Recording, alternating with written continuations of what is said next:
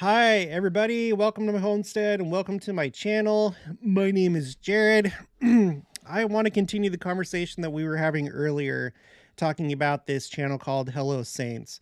It's an evangelical pastor that essentially says that he wants to explore more about the Church of Jesus Christ of Latter-day Saints. And so he set up a YouTube channel and he's going about it, methodically, going to general conference and reading the Book of Mormon. And one of his more recent videos is that he went to one of our services on a Sunday. So he's just kind of like taking that kind of approach and documenting it as he goes. And we were talking about this earlier. It was just like, it was on my mind. I was like trying to figure out if I wanted to, excuse me, if I wanted to try and interview him, ask him questions about, whatever church he's from. He's evangelical, but evangelical is not a church. It's like a group of, it's like a clustering of different Christian denominations that all have similar beliefs, I suppose. Tyson Price, hello from Sandy, Utah. Hi, Tyson. Welcome. Glad that you can make it. And so we had a pretty good conversation earlier while I was out and about doing errands with my wife. And I've had some time to kind of like think about what was said and develop my thoughts a little bit. So I had a little bit more that I wanted to say. And I'm assuming that coming on at a different time of day, I might get a different crowd. And I'd just like to see what you guys think about it. I'm going to give it a few minutes for some people to get on. Right now, there's only 11. So I guess right now would be a good time to take a look at the Book of Mormon sharing tracker that I'm doing. All right, so let me zoom in. So as of right now, oh, oops. Clicked on the wrong thing. Excuse me. As of right now, we have given out a total number of 4,431 copies of the Book of Mormon since the beginning of this challenge, which was started the 2nd of December. So it's already quite a lot. I don't know how far this is going to go. I hope it goes as far as possible. I'd like to see it go beyond 10,000, but only time will tell. The number of people that have taken up the challenge and then reported it to me is 372 people that have given out copies of the Book of Mormon. We've had 15 reports of people meeting with the missionaries as the result of this, and then 2 baptisms, which is great news. Hopefully those numbers go up. All right. Let me get back to this. We got karate videos and more. Hello, brother. Why give a guy a place on your stage that may have another agenda? Yeah, exactly. And that's one of the reasons why I don't want to interview him.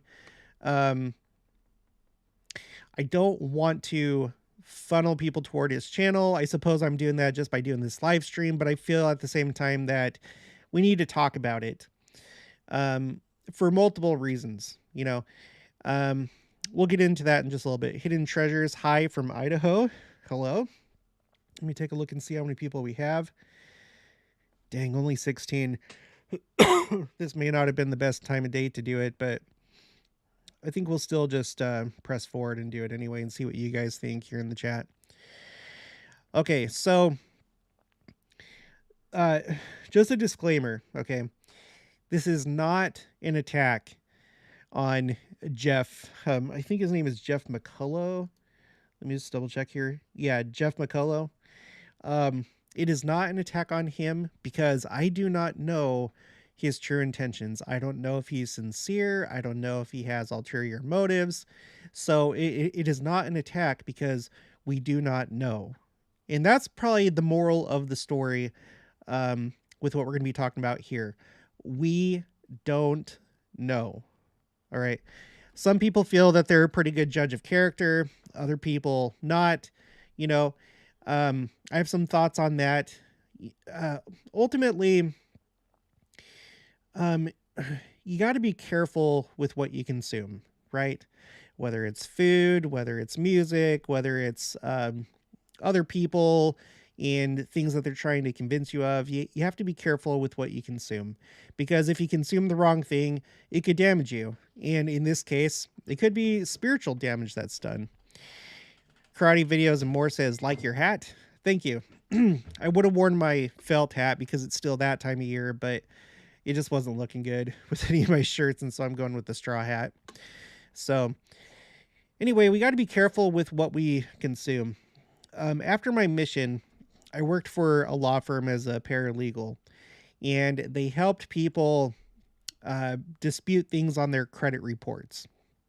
It's probably like this with most countries, but in the United States, when you want to go take out a loan or you want to apply for a credit card, or sometimes depending on the place, if you want to rent, if you want to rent an apartment, sometimes they'll check these things called credit reports, and they're put together by these 3 different companies. Each one has their own report.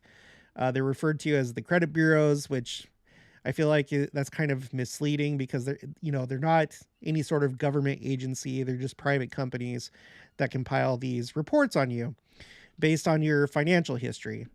So what happens is you have banks, you have credit card companies, you have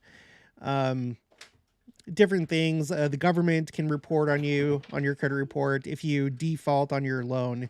So if you're late with your payments, or if you just stop paying, or if you have a car that gets repossessed, or if someone takes you to court and they get a judgment out on you and they garnish your wages, that can also end up on your credit report. So what's the purpose of it? The purpose of credit reports, it's supposed to give value and protection to a company that's about to lend you money or do something for you, right? You want to get a car. The car costs $50,000, and you're coming up to this organization. They don't know you from a can of paint, and you want to borrow $50,000. Well, that's great. We have our terms and conditions. We lend you the $50,000, and then you pay back that $50,000 plus interest. That's how we make money. But wait. Are you going to be paying us back?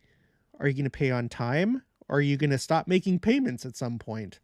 Do you have other issues going on in your life that aren't looking so good, that look like, all indicators are pointing to the fact that you're about to go bankrupt? Right? These are things that, you might want to know before you lend $50,000 to somebody, right? It makes sense. So, what I've noticed, it was like one of the biggest lessons of my life when I worked at that law firm, is that a lot of people that came to the law firm wanting to just get stuff off their credit report that they actually did. Okay. They wanted to take stuff off their credit report that, yes, they did do that. It was not an error. It was not misleading. It wasn't a mistake. Basically, people wanting to erase their history, which is not good. It's a form of lying. And I didn't feel good while I worked for that law firm, by the way. I was there for a couple years. I had to do what I had to do to support my family, but I left eventually. I did not like it. Okay. So what I have noticed in life is that you have people that probably have no fault of their own. They, if you pretend that you are the bank, you're about to lend somebody money, so to speak, if like as you live through your life, there are people in life that give credit way too easily to people that do not deserve credit. Okay. And some people have higher standards, maybe too high of standards to where they just don't trust anybody, which that's not right. But so that's like one extreme. But then you have the other extreme where you trust everybody. Oh, he looks like a good guy. I'm sure that he's just great. And this is why you have scam companies, you have grifters, you have just outright thieves and con artists that are able to take advantage of people because they know the different things to trick you, to make you trust them, because they know that there's a portion of the population that as long as you as long as you look good, as long as you are nice and you smile, that's all that they need to give you any credit. And then you're in, right? Now, I'm not trying to shame anybody or say that you're stupid or anything like that. But, and like I said, I think some of us, we all have different life experiences. We grow up and sometimes we're forced to learn the hard way that you can't trust people, that people lie. Other times you might grow up in like a toxic family, and you're actually like subtly trained to not question. You're trained to just take things at surface value, at the surface level, right? If you're being raised by an authoritarian parent, that they just want you to look at their appearance, they don't want you to question what they're doing, you know, pretty quick you're going to learn that you don't look behind the curtain, right? Just like the Wizard of Oz, never mind that man behind the curtain. Just you focus on this image of a scary head floating in this room with fire all around, and that's what you pay attention to. And that's the wrong answer. In life, that is the wrong answer. You want to look at the man behind the curtain, because that's really what's going on. So I would encourage you from this moment on, if you know that you've given too much credit to people in life, to stop doing it. Not completely, like still be nice to people, but you have to develop a system for yourself where you vet whether somebody is trustworthy or not. And it can't be done in just an instant. It takes time. That's the real key. That's the factor, is time. Let me see how many people are in here right now. Okay, 38. It's starting to go up. Let me check the comments. Let's see. Patty Joe Stanaway, hi from Texas. Hello. Latter-day Help. I know this isn't really related to the live stream, but I thought I have had is that you should track the hymns or songs throughout last general conferences and see if you can find any connections. Maybe that might be a little bit more difficult to do, but I might. That would be interesting to see if that yielded anything interesting. The Rain channel. Hello, I finally made it to a live. Oh, good. I'm glad that you're here. Where are you from? Nisam Sinjesco. Hello from Surprise. I'm assuming that you mean Surprise, Arizona, because that's where I lived, and you probably heard me talk about it before. Karate says in DNC, in the Doctrine and Covenants, was not Joseph Smith told not to contend with any church, save it be the church of the devil? Yes. And for heaven's sake, there's always some person that's like, are you calling Jeff the devil and evangelicals the devil? No, we're not. Nobody here is saying that. But we do know that there is the true church, and then there's the not true church. And there's a lot of good people in these different churches. Okay, we're not talking about individuals. We're talking about classes. We're talking about organizations. We're talking about the big picture, not individual people. Of course, there's good Catholics. Of course, there's good evangelicals. Of course, there's good Muslims. It's really stupid that every single time you're talking in a public setting like this, you have to give out this, warning. I'm not talking about every single evangelical. But anyway, I lost my train of thought. Hey, can somebody close the door, please? Sorry, everyone just got home, but of course, kids leave the door open.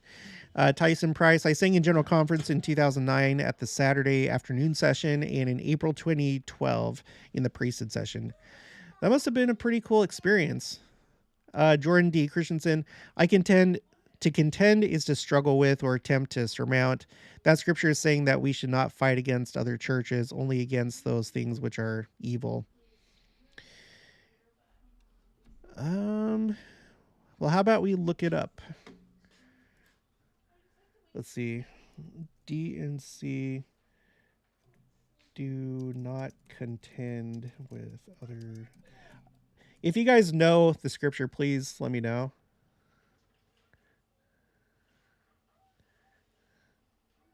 I'm probably not going to be able to find it. Yeah, don't fight with other churches.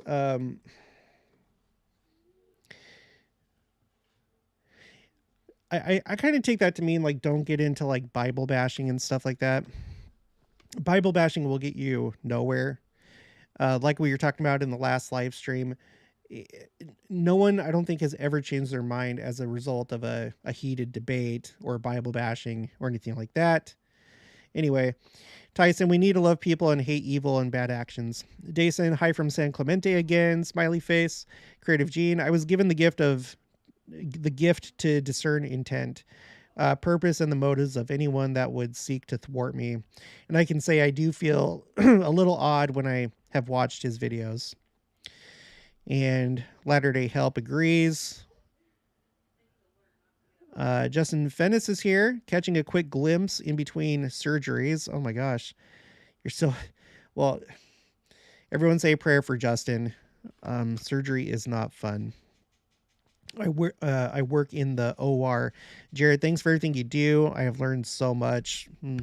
Fist bump, fist bump. Thanks, Justin. You've always been a big fan of the channel, and I appreciate that. You've been with it for quite a while, it seems. Jordan D. Christensen, no, I haven't. I didn't have the scripture by heart, only the rendition given here in the comments. Crispy, hey, Jared. I had added this in the end of your last live stream, but you had to go. I noticed that Pastor Jeff has not been a pastor for a while, according to his LinkedIn.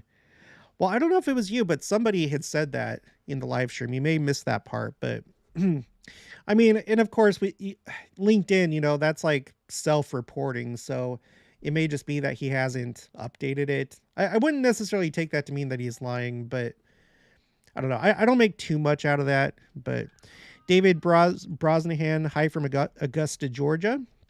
Hello. Ephraim's Maiden, people can't be afraid of hurting feelings of others to the point that they sidestep the truth. But of course, we can always speak truth kindly. Love of God first, love of others second. Yes, that's true. And that's my intention here. I feel like I have to be a voice.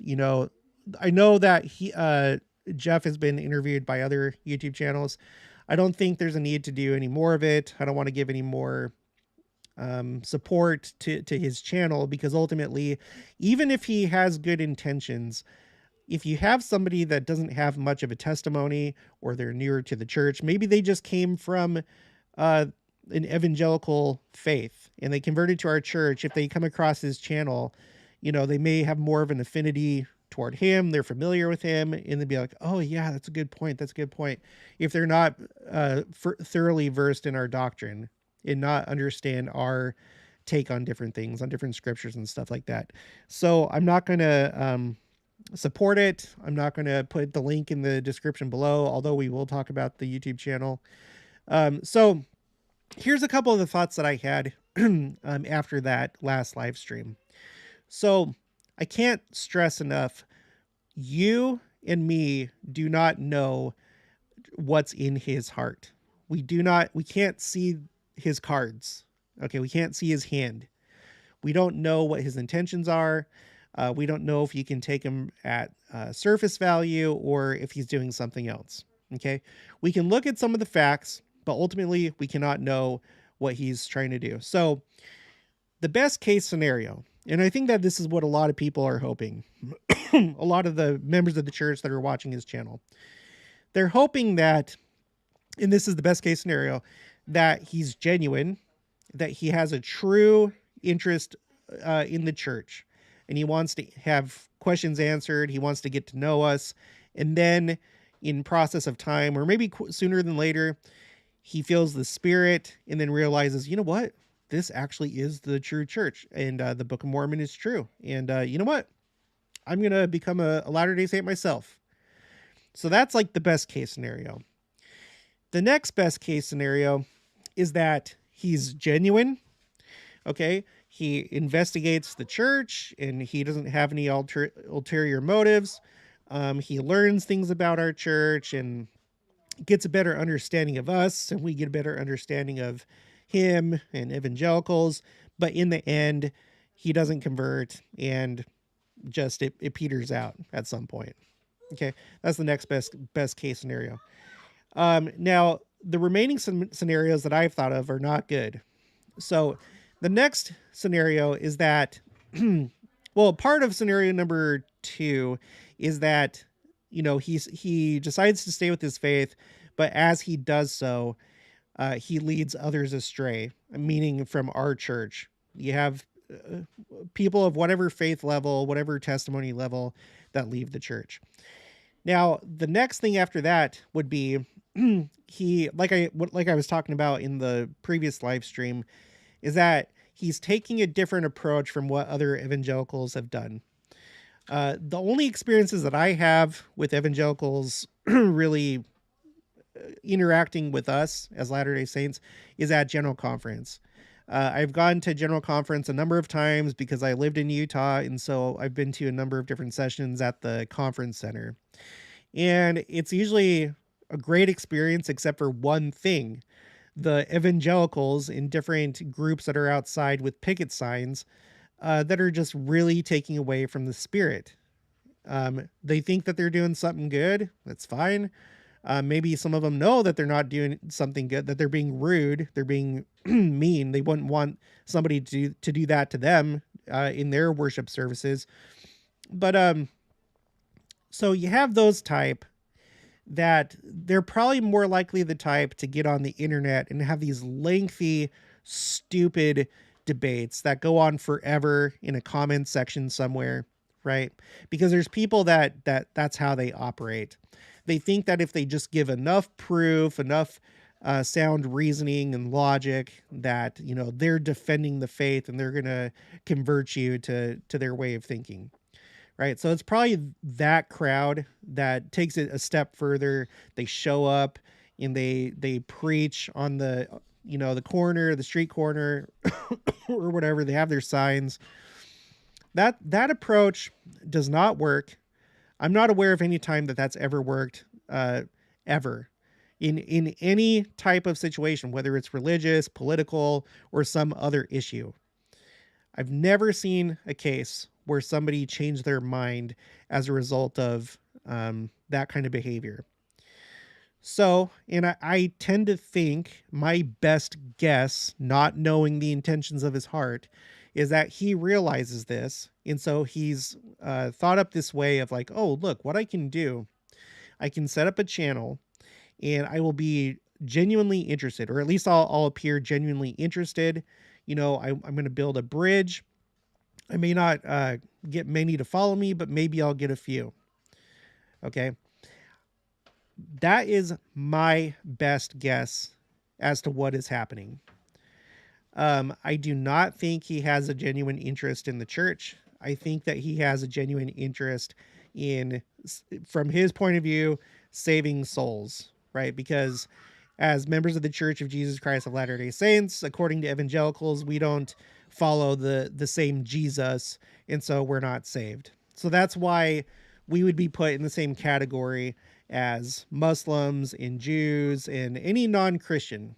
To them, from what I can tell, we're as good as not even being Christian because of the way that our theology works and the way that we view the Trinity. You know, we're not Trinitarians. We believe that God the Father, Jesus Christ, and the Holy Ghost are three separate entities. That Jesus Christ and the Holy Ghost are in the same level as us, being offspring of God, spiritual offspring of God the Father, as the same as the devil, Satan, right? And I know that they have a big problem with that because they have a completely different conception of how things work. They have a completely different conception of what the point of life is and what happens after life. And from what I can tell, the way that, and correct me if I'm wrong, if you've come from one of these faith traditions, but the idea is to accept Christ. Okay, this is like the evangelical view, I think, is that you're supposed to accept Christ using the ABCs of salvation, admit that you're a sinner, believe in Jesus Christ, and confess with your mouth that he's the Christ and whatever, and then you're saved. And then you're not saved by your works. So it doesn't matter that you should do good, but ultimately you're saved. And then you should just live a good life. And then afterwards, because you're saved, you will become essentially an angel without gender, a sexless angel, whereas everybody else will go to hell and be there forever, including people that didn't have the opportunity to even know about Jesus Christ. Because I've seen a debate. It was like, Kwaku from Midnight Mormons. he was like doing this like debate with I think it was an evangelical pastor, preacher, whatever. And the idea was that those people are just screwed because of God's, he's already like foreordained who you are, and it's just like part of fate, essentially, that God created, that he orchestrated, that there would be people that they're just doomed. They're just doomed to hell, right? So, I can't even remember where I was going with all that. Someone remind me. Let's read some comments. I was just, so basically, we're worlds apart with a lot of different things. Okay, let's see what's going on in the scriptures here.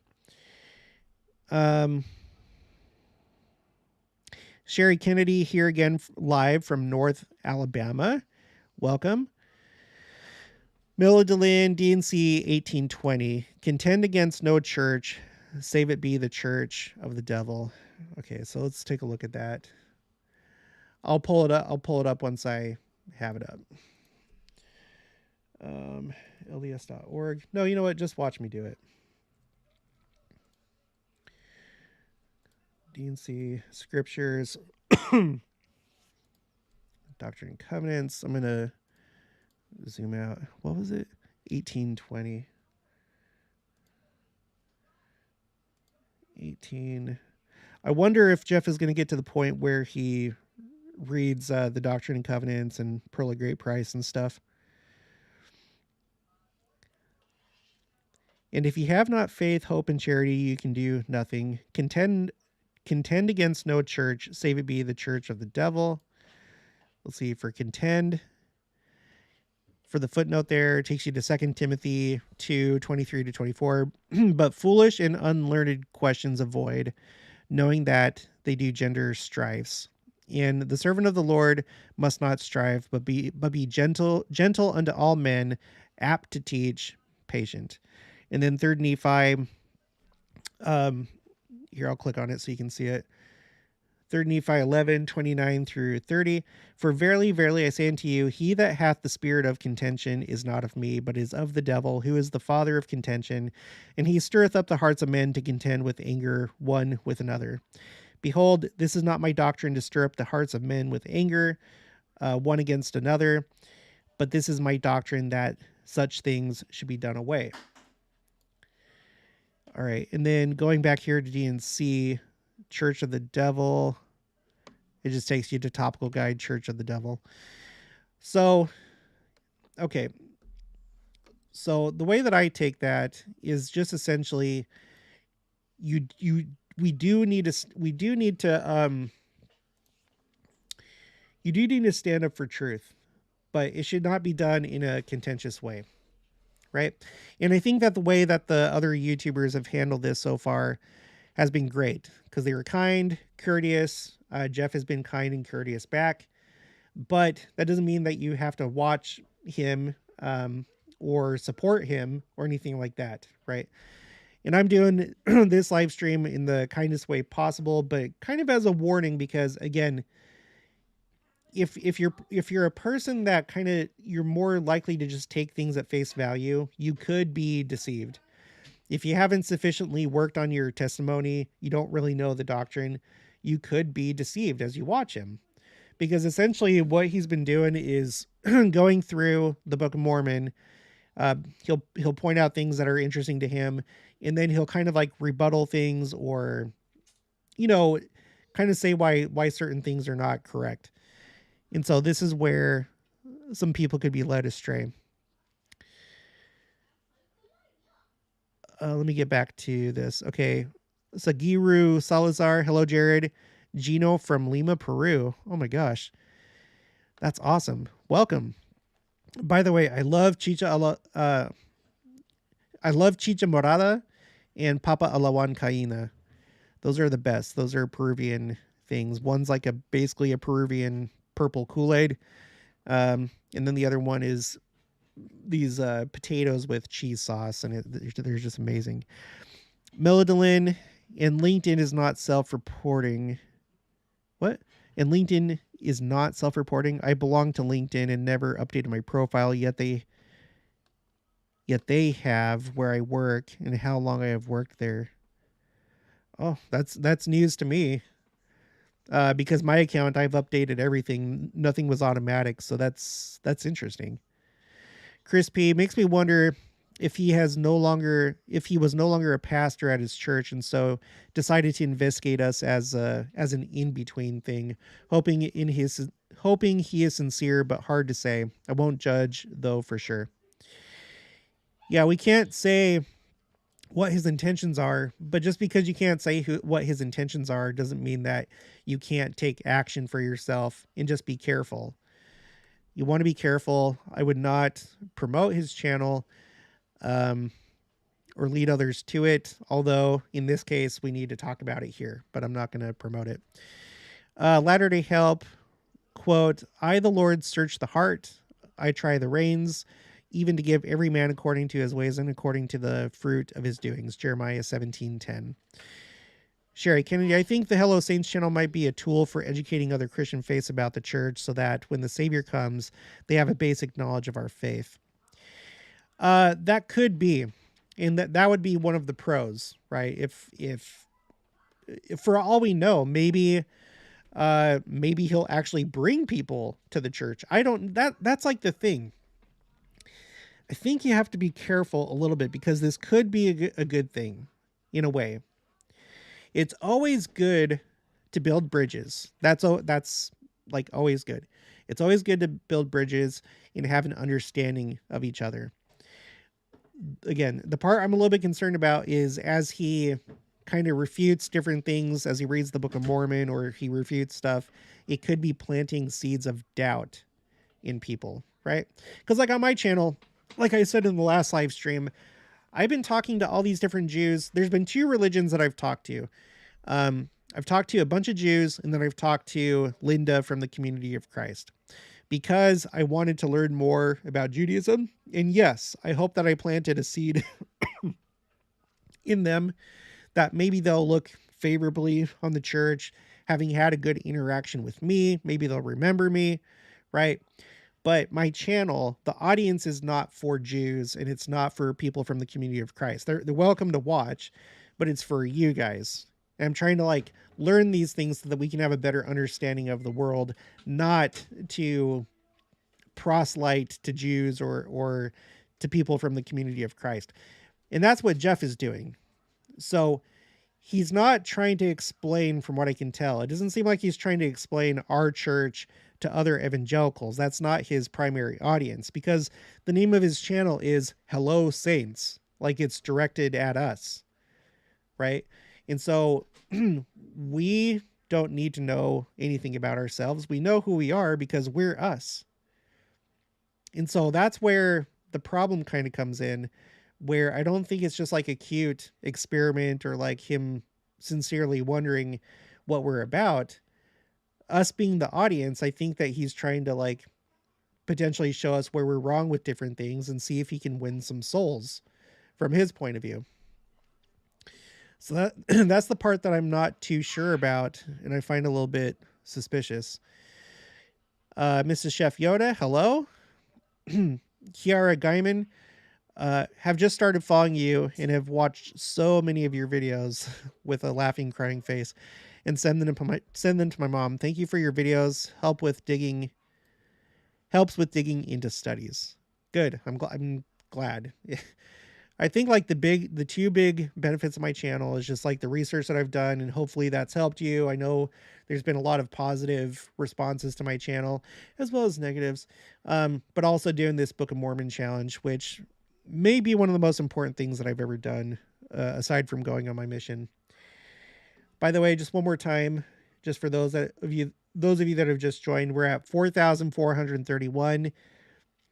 If you can, please make that number go up. Make this number of 372 sharers of the Book of Mormon go up as well. I would really like for that to go up into the thousands because I have thousands of subscribers and thousands of people that watch my channel. So please do that.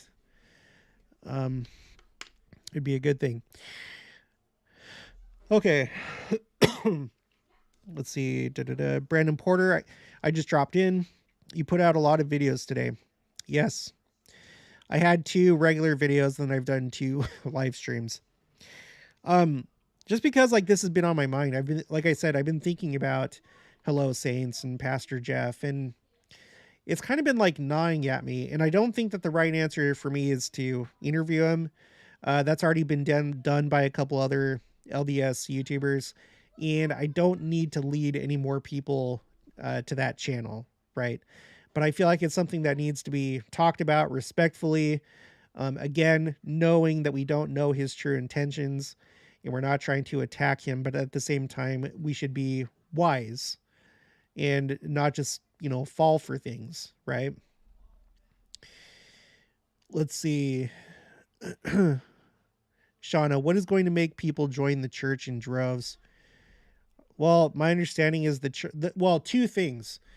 The thing that's going to make people join the church in droves, according to President Nelson, which quoted President Kimball, who gave a prophecy, said that there's going to be many people that come to the church as a result of the righteous women in the church who are different from the women of the world in happy ways. So the women in the church are going to be key. Probably before the second coming and probably right after the second coming. And then the second thing that's going to bring a lot of people into the church is the second coming itself.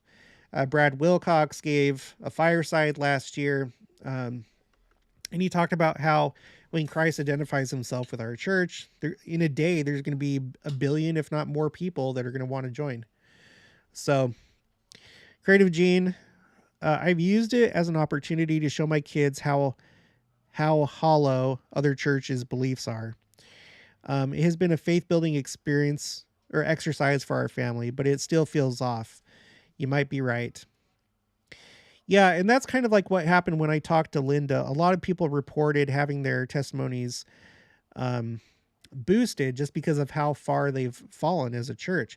Again, I'm not attacking the community of Christ, but if you compare their beliefs now to compared to back in their earlier days when they were still known as the RLDS Church, it's different. They've adopted a lot of the philosophies of the world. You just go and check their website, and it's the same as like anywhere else. So a lot of people felt boosted from that interview, just being like, wow, I'm really glad to be a Latter-day Saint because we believe in things, and they've everything in their church seems to have been just kind of diluted to almost nothingness, to just meaninglessness. GW Vest, I say he is honest to learn, but also wants to cash in on LDS YouTube viewers. Yeah, that could be. It could be that he's like, hey, let's just put these 2 things together. I want to know more about them. It may serve me in the future as I, talk to their missionaries or whatever. And at the same time, I can make some money. Because did he monetize his channel? I don't know, because I pay for the YouTube subscription. You paid, it's like $10.99 a month, and you get YouTube Music. So instead of Spotify, YouTube has like their own thing of music. So that's where I get my music. And then you get all of YouTube without ads. So I can't tell who has their channels monetized and who doesn't. JCal, a little late, but I think Pastor Jeff is not going to receive an answer when he's not looking for an answer. But I'd like to think he feels the spirit by trying to open doors. Yeah, and that fits into the best case scenario is that he feels the spirit and then takes that next step. Or it could be scenario number 2 where he sticks with his beliefs but has a better understanding and appreciation for the church, and then we end up being good friends afterwards. I don't know. Sherry Kennedy, I don't see his channel being for members as much as it is to enlighten non-members. Like Jared says, members need to be cautious, especially if they have young or weaker testimonies. Yeah. I guess I haven't really watched enough to know. I feel like it was geared toward us, like, kind of like, because I feel like the gimmick is like, After having received so much hostility from evangelicals, he probably realized that we would really be interested if he came at it with a nice approach and a kind approach. We were talking about this in the previous live stream, how you have people, when you join this church, okay, you instantly face rejection. You face rejection potentially from family members. You face rejection from political powers and other churches and stuff like that. And no one likes rejection. Well, we are by and large rejected by most of Christianity, whereas a lot of them, they kind of look at each other, they look at their different denominations or non-denominationals, and they're like, no, you're good, you're good. You believe in Christ. Oh yeah, you're good, you're good, you're good. We just have different ways of interpreting things, but ultimately you're good. Well, we're not part of that club with them, right? So I think a lot of Latter-day Saints are keenly aware of that. And so when there's like a little glimmer of hope from Pastor Jeff that he's interested in us, I think we want to hope that he like really is, that finally we're not seen as the enemy, that maybe they're changing their tune. And I'm just not so sure that that's the case. I think that is just like a more sly, more stealthy way of trying to go about it. That's just what I think. I'm not saying that's what he's doing because I do not know. It's not really possible at this point to know for sure what he's doing. Kiara Gaiman, wait. I've seen that pastor on my feed as people to watch. I clicked in. He seemed okay, but I just got the feeling to turn it off and look at better things. So I take that as the Spirit talking to me. I would agree with you, but I mean, that's your own personal experience, but I would assume that's right. Kira Gaiman, yes, Peruvian here too. Love it. Awesome. GV Vest, it's still good to know how evangelicals think. It is. And I plan to do a lot more of that on my channel. I'll probably interview some evangelicals, but I don't think I'm going to interview him because I think he's actively engaged in a stealth proselyting mission. So that probably wouldn't be the wisest thing to do. Kiara Gaiman, live in Utah, born in Peru. Awesome. I love Peru. I love the people of Peru. I love their food. Dan J, quote, 10 for the heart. Okay. For with the heart man believeth unto righteousness, and with the mouth confession is made unto salvation. Sherry Kennedy, non-members genealogists don't necessarily understand why they are driven to research their family's histories. ODPM. He doesn't. He does either. Brandon Porter. I have had weird feeling about him recently. I have decided to stop watching since he started doing a "Come Follow Me" study with our faith. He is not a prophet, and our doctrines are very different. Kiara Gaiman. Right. It's good to learn from others, but to remember to pray and listen to the Holy Ghost for our individual lives and guidance. And you guys, if you're feeling the Spirit tell you not to watch him, then don't do it. If you get that weird feeling, you know, that little bit of doubt inside of you, weird feeling, something feels off, it's something trying to tell you not to do it. Latter-day Help. You don't have to say this out loud, but what's your plan if Pastor Jeff makes a video about you?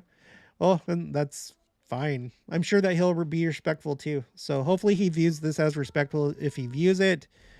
Jeff, sorry, I'm not going to be interviewing you. But I hope that your intentions are pure. And just, I wish you the best. But I have to say what I have to say. No hard feelings. GW Vest, evangelical thought is a bit sad because they do not know the true nature of God and his son, Jesus Christ. They miss the mark and never come to the knowledge that we are literal children of God. Yeah, that's one of the big differences is they, you know, them and I think the rest of Christianity, yes, they call humanity the children of God, But in reality, they rather view humanity as creatures created by God. That's how Judaism views humanity, creatures created by God, but not literal offspring of God. And that's one place where we differ. We don't believe that we're creatures of God. We believe that we're the same species as God. But the difference is, okay, in this life, anybody, any fool can have children in this life. Anybody. But in the eternities, once we're past this little learning stage, not everybody is going to be allowed to continue the process of creation the way that God the Father does, because um, it requires care, it requires righteousness, it requires responsibility. It is great power, and so this life is where we prove how we treat our creations, how we treat our spouses, how we treat, not that our spouses are creation, but how we treat our children, how we treat our animals, how we treat inanimate objects, right? So, but them, yeah, I don't know what they think the ultimate purpose of creation is, other than just to be good, accept Jesus Christ, and then become an angel afterwards. I don't know. Help me understand if anybody knows. Um, but we are the same species in a literal sense as God. Joe Signs, here's why I think it's good what Jeff is doing. Even if he has bad intentions, it's still a good thing. The evangelicals I know would never give our faith the light of day. They accuse and condemn. I would love the day that my evangelical friends would even touch the church property. They think it's full of evil. He doesn't have to agree. It's fine. The church advertises at the Book of Mormon musical. Yes, and that's true. I can't remember. I think I was talking to Joni about this because I talked to her on the phone once we got home. And I was talking about how, yes, that what he's doing could be turned for good. For all we know, maybe other evangelicals will watch this channel and actually start to agree with our doctrine. It could be used as an advertising device for those that are not of our faith. True. And just like how you're saying with the Book of Mormon musical, when I first spoke to Rabbi Gerfine, he had seen the Book of Mormon musical, and he said that there was like some kind of, I don't know if it was like the program or a pamphlet or something like that at the theater, but on the back, the church had like an ad on there that said, now you've seen the musical, now come read the real thing. And it was like an ad for missionaries to get a copy of the Book of Mormon. And Rabbi Gerfine was really impressed by that. He's like, yeah, because some churches would like fight against this or, condemn what they're doing. But, our church took it with a grain of salt and then turned it into a positive thing. So that could happen. That could happen with Pastor Jeff. I hope it does. I hope it does. What I don't want to see, and I know none of you want to see anybody leaving the church or having their testimonies shaken, lessened, weakened as a result of his rebuttaling different points in the Book of Mormon and other things. But yes, that's why this is like a thing where, we shouldn't attack anybody. It could be a thing that's good. It might be bad, or it might be both. I don't know. But I would not recommend anybody watch it. Even if you think you have a strong testimony, I don't think there's any point in doing it. If you want to learn about the evangelical church, then just do your own research online. We live in the information age. Go online, have at it. The thing is that with his content, it's tailored to us because he's taking our point of view and contrasting it with his understanding, because he's a theologian, right? So it's tailored. Whereas if you go to some website, it's not going to be specifically targeted at you as a Latter-day Saint. Crispy, I wonder how many channels similar to Hello Saints we will see pop up the closer we get to the second coming. I don't know. Benson Brunswick, we will see a miracle. Pastor Jeff will join the church and shake the the even community. I'm ready for this timeline. Cool. I hope so. Paul Benjamin, hello. Hello, Saints is a wolf in sheep's clothing. Well, we can't say that for sure. Again, and hopefully you're saying that as your opinion. We can't say for sure. Unless he like comes out and says it, or it just becomes like super, super obvious. We can't assume that, but I would, and I feel like, Pastor Jeff, if you're watching this, I'm not trying to call you a wolf in sheep's clothing, but I just like I've said the rest of the interview, I think I know what you're doing, and it's fine. But anyway, Green Tree, be nice to the Latter-day Saints and politely explore their scriptures while staying true to his original beliefs. A strategy to make money on YouTube with all these saints watching. Hopefully he'll convert. 2 purposes: make money on YouTube and do his evangelical mission.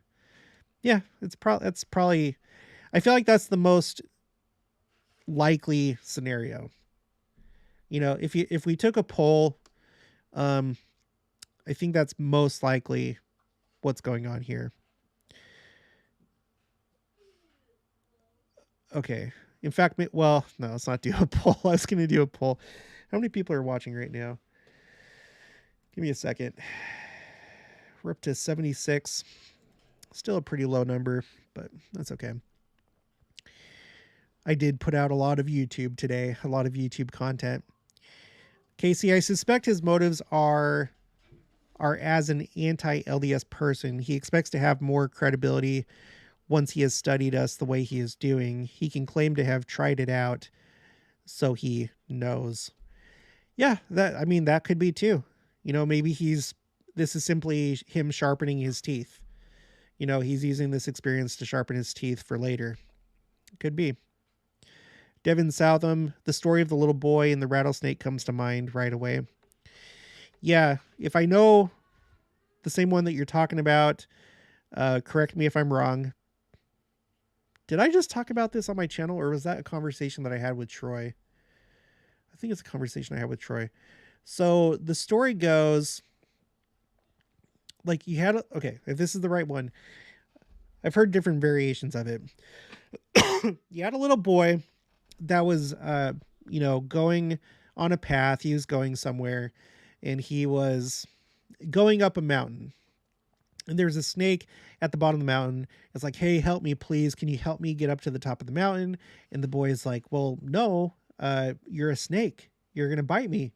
And the snake's like, no, I promise. Just please trust me. This is all in good faith. I just really need to get up to the top of the mountain. My family's up there, or whatever. The snake had some need to get to the top of the mountain. So reluctantly, the boy picked up the snake and put him in his backpack or whatever, got up to the top of the mountain, let the snake down, and then the snake bit him. And then the boy is like, well, why we had a deal. Why did you bite me? And then the snake said, you knew what I was when you picked me up, and yet you still did. So there's that danger too.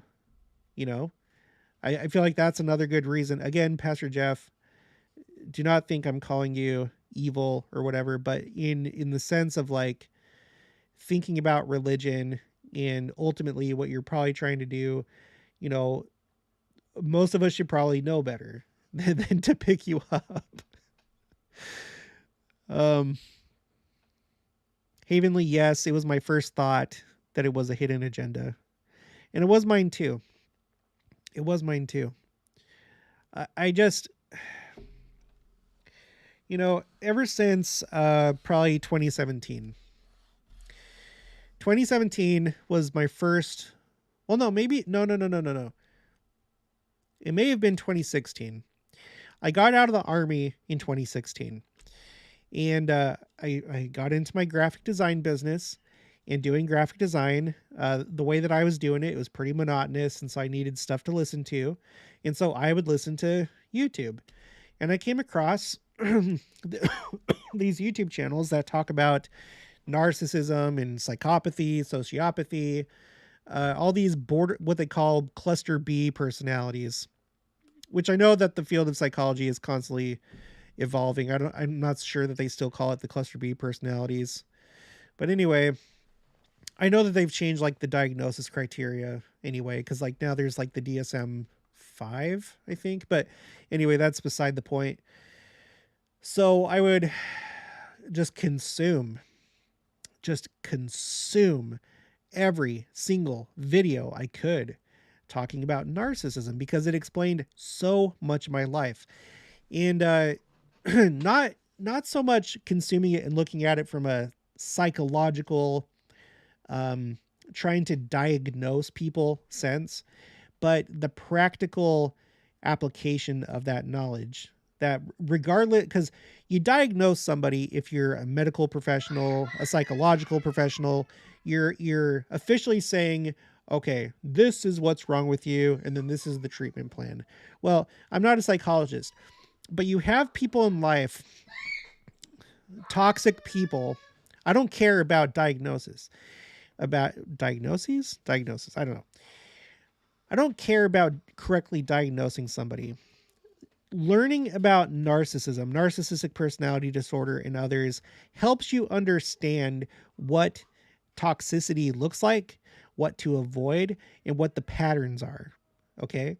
And there's a spectrum. Psychology says there's a spectrum, and there's a spectrum. People that are all the way over here and they're narcissist, you can predict the things that they're going to do, because they, by definition, they live their lives according to a certain pattern, and you know the pattern, right? And so it really, really, really opened my eyes, and it made me realize that there are so many people that are toxic to one degree or another. It doesn't matter to me really the classification, if you could diagnose them. The closer you are to being diagnosable, the worse you are. Okay.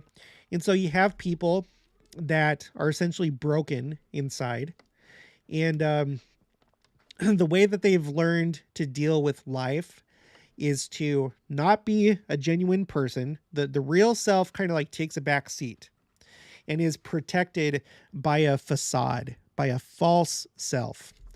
And the false self is nothing but lies. It's only concerned with getting attention and validation and praise and worship and being at the top of the pecking order, having power, having control, right? And it's all to protect the fragile true self that basically died a long time ago. You know, and from a LDS point of view, and this is just my own theory, I feel like some people come to this life and their spirit finds life really traumatic, and then they just give up. So in other words, some of us come here and we die, and some of us come here and we survive and we struggle and sometimes and thrive in this life. But the ones that die hand over their physical body, the natural man. They hand over their life to the natural man, and the natural man is geared toward this life. It's geared toward survival. It's geared toward, again, being at the top of the pecking order. And it's mostly concerned with like the lower needs on, what's the guy's name? Pavlov's. Let's see. Pavlov's? Oh, Aslov's? No, Maslow's. Maslow's. Maslow's hierarchy of needs. Here we go. So, you have this right here. Maslow's hierarchy of needs. So, the theory here is that in life, you have to take care of these needs at the bottom before you can start working on these needs as you go as you go higher up the pyramid. So the basic things that you need to survive in this world are things like air, water, food, shelter, sleeping, clothing, reproduction, right? And then after that, you go to safety needs, personal security, employment, resources, health, property. Okay. And then you go up And then it turns into love and belonging, friendship, intimacy, family, sense of connection. And then after that, self-esteem. And then after that, at the very top, excuse me, self-actualization, which is becoming the most that you can possibly be in life, excelling, working on your talents, whatever. So from my point of view and my understanding of things right now is people that are toxic, people that are narcissists, they tend to only focus on the first two levels because they are emotionally stunted. Okay, there's arrested development sometime early in life where they just give up and they give everything over to the natural man, the false self. And so my whole point, I'm not going to go into a big lesson about this, but my whole point is that you have a whole class of people out there where they're essentially robots or zombies, and they're fake and they lie, and they lie primarily to get a thing called narcissistic supply or attention. That's what it comes down to. They can't they can't regulate their sense of self-worth. Okay? So they need you to do it for them. They need you to tell them how amazing they are, or that they're a good person, or yeah, they're really good at that, or whatever the case may be. So there's different strategies. There's different things that people do. Some people will be like, well, I'm really good at being strong, or I'm really sexy. And so they get their narcissistic supply from their bodies. It's called somatic. They're the somatic type. The other type are cerebral, where they're really smart, or they're funny, or there's something about their personality. And those are called cerebral narcissists, right? So that's why you have some people that join the church and they're really good at being spiritual outwardly, just like the Pharisees were, always showing off how much they knew about the law, where they didn't give a crap. They didn't give a crap about what the law actually meant or the spirit of the law. They just wanted to show off, because as they showed off their knowledge, they got narcissistic supply from people. And so that's why I don't just trust people. That's why I started talking about credit and how the people in your life should earn credit. Like, that doesn't mean don't be nice to them and like just think that everything they say is a lie, but you have to observe people over time, because the more you observe somebody, the more you really get to know who they actually are. Because if you have somebody that's wearing a costume and a mask and they're not real, it's hard to keep that act up, and they are acting. They are acting. And so occasionally they slip. The mask falls down. They take a break. And then you see who they really are. So, again, I'm not here to condemn Pastor Jeff, but I can't rule out the possibility that he has ulterior motives. You can't just trust people. You have to watch them over time. And time really will be what tells us who he actually is. Let's see what he does next. Let's see where he's at the end of this journey. If he's sincere, then that is awesome. That is so good if he's sincere, whether he joins the church or whether he doesn't. But if he's doing this for some other reason, like money or forwarding his career or making a name for himself, like I was the one that brought all these Mormons, out of the church, then that's terrible. That's horrible, and that's terrible. That's all I can say about that. Devin Southam, that's the story. Nailed it. Good. Latter-day Help, just interested in how you came across Hello Saints. Just like you guys, I can't remember the first time, but I'm sure that he just popped up in my, on my home screen. We're at 75 people right now. Della Solis, hi there. Left a couple comments on your last video and then realized you were live.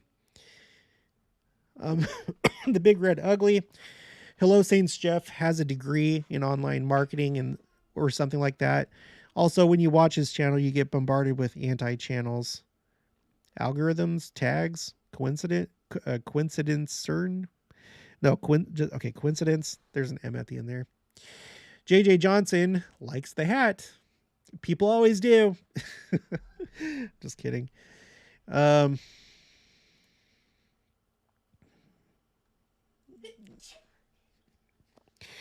Brandon, food, sad face, orange heart. $sign Brandon Ortiz 93. I mean, are you trying to tell me that you're hungry, Brandon? Because I can't make you anything. I'm in Kansas. That's not how the internet works. Maybe it will someday. That would be awesome. Caritzi 4. Hello from Florida, Jared. We love your channel. Great. I'm glad. I like it when people like the channel instead of hate it. I'm always making people mad. Sometimes it's my fault, but most of the time I'm not intentionally trying to make people mad. GR Neil 26 question. Have you talked much on the Doctrine and Covenant, have you talked much on the Doctrine of Christ / remnant group of people? They don't believe Joseph Smith practiced polygamy, in that the church is under condemnation after Joseph Smith died. No, I don't know who that is, and I would probably stay away from them. They sound like a bunch of apostates. GW Vest, Christ was killed because he said he was the literal Son of God. Joseph Smith was killed because he said he saw God the Father and his Son, Jesus Christ. We are persecuted for believing the same. Yep. Joe Signs, my daughter doesn't think this is live. Say hi to her. Hi, Miss Signs. This is live. It's true. By the way, everyone, Joe Signs is the one that donated my microphone. So thank him for that. I was eventually going to buy one, but he beat me to it, and I very much appreciate it. So thank you. Joe, put your site in the chat. I already forgot. It's been a long time. It's been like a year since I've talked about it. So please don't be upset for me if I forgot. But Joe has a website that he does. It's a streaming service. So check in the chat. And then afterwards, I'll put it in the description of this video for those of you that are watching afterwards and you're not looking at the chat. Well, I guess we've kind of exhausted it, haven't we? Is there anything else anyone wants to say about Hello Saints? I wanted to also just kind of read what he put on his the description for his channel. Let's see. Let me zoom in here. Okay. So description. My name is Jeff McCullough. I'm a Christian pastor on a quest to learn everything I can about the Church of Jesus Christ of Latter-day Saints. Jeff, you don't know the quest that you've taken upon yourself, because I have been a member of the church my entire life, and I'm still on that quest, and I'm always learning things every single day doing this channel. So good luck with that, aka Mormonism. Now that part I do not like one bit. Now, I'm not going to blame him, because maybe he doesn't know that we're trying to go by the correct name of the church, and there's been a big emphasis of that lately. I'm not going to blame him, because maybe he does not know. The church has put out multiple times to the media that we prefer that they use the full name of the church. So I don't know. But if he does intend for his audience to mostly be like evangelicals, then I guess that would make sense, because that's how they would know us by. This channel is devoted to fighting criticism with curiosity, as I invite dialogue between Christians and Mormons. Yeah.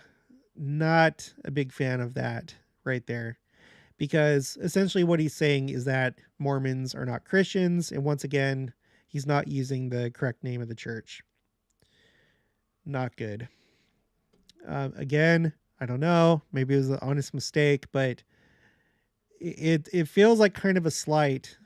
You know, when he just put a couple lines earlier, the Church of Jesus Christ, and then later he says Christians and Mormons, it's like ignoring the name of our church, the Church of Jesus Christ. Are Mormons Christians? What do Christians and Latter-day Saints agree and disagree about? Join me as I compare and contrast the lifestyle, culture, and beliefs of Mormons and the rest of the Christian community.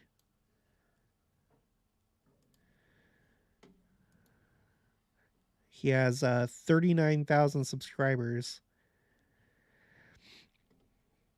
I wouldn't be surprised if there's a lot of the people in the church, like I've said before, the way that I view the church is you have three groups. Okay? You have three groups. You have those that are genuine. And then you have on the opposite side, those that are just straight up tares. Okay. They're just on the inside. They are not Latter-day Saints. Sometimes, back in the olden days, they'd be called Jack Mormons, basically those that, like, for some reason they still go to church, or they occasionally go to church, but they don't really believe it. It's a cultural thing, or it's a family thing, but it's whatever. Or you have the narcissists that are playing the religious game, and they have the LDS costume. So they're over there. Okay. You have genuine over here, but then you have a middle group where they don't really have very firm anything inside of them. They're not toxic, but they're also not on fire. They're not on fire. I think they're the type that when Christ says, be ye either hot or cold, but if you're lukewarm, all you're good for is to be spit out. So I think there's like a middle group that essentially they kind of conform to like whatever the prevailing environment is. So if they're with a bunch of like people that are on fire, just like really good and spiritual, they'll kind of like emulate them. Or if it's the other way around, they kind of like appease, the toxic crowd and whatever. So I feel like this middle group they're not really stellar, and they're just kind of concerned with like self-preservation. They don't resort to the horrible tactics and manipulation of narcissists, but they just kind of like, they don't want to rock the boat. They're just kind of worried about themselves. And so they're more concerned about how others perceive them, right? They're the ones that are more susceptible to the, like, if they're in Utah, oh, do I look like weird to people from California? Am I lame? Am I dressed the right way to be considered cool? Or in this case, in this scenario, they're the ones that are like, oh, is there an evangelical that's interested in us? Could things change? Are we not going to be, ostracized anymore and shunned by the rest of Christianity? I feel like that is probably the group that'd be the most interested in this. I could be way off, but that's just kind of what I think.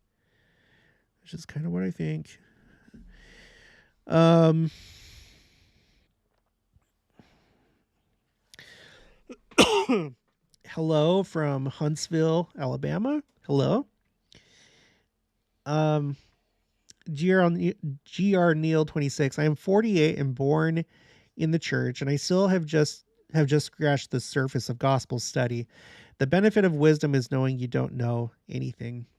Yeah. Or that it's just like, it's impossible in this life to know very much. You can know the important things, but it never ends. And then GR Neil 26 continues. I promise you that Jeff will turn out to be a snake. Good looking, well-spoken pastor that is gently pulling you down with a flaxen cord. Those are some strong words. I understand how you feel, but we'll just see. E Botha says, I don't like the word Mormonism. Seems like we worship Mormon and not Christ, like the word Christian suggests. Yeah, and I think that they like it. For one thing, it is hard to say longer names. It's harder. It takes more effort. But I feel like I've said this before in a different video. I think that there's a lesson behind that, because we learn in the Book of Mormon that there are things that act and things that are acted upon. Things that are acted upon, they take the path of the least resistance. Things that act, they have energy inside of them. They have the potential to do things. And so by saying the full name of the church, we're using that ability, our ability to rise up above the path of the least resistance. So I like it. Della Solis, we may have used the word quote unquote Mormonism. For those that don't know it in any other way, he uses the correct and full name of the church on his videos. Oh, okay. Gerald Fitzgerald, Jeff is already leaning that way. Leaning what way? The flax and cord way? Insen Leo 1971 to GR Neil 26. The church isn't under condemnation. No, you may see the church today, 300 temples, including Muslim countries. Well, country. There's going to be one in the United Arab Emirates. I am in Colombia, and we have 3 temples. Oh, we got a Colombian here. Holy cow. Welcome. GR Neil 26. I don't believe they are. I'm an active member that just went to the temple last week. By the way, I love the changes just made. Latter-day Help. Want to let you know, Hello Saints has ads before the videos. If what you said is correct about ads and videos, he is gaining money from his YouTube channel. Yeah. So it's monetized. Yep. Insanleo 1971 says, Ebotha, please, you need more study and pray, then you will have the truth.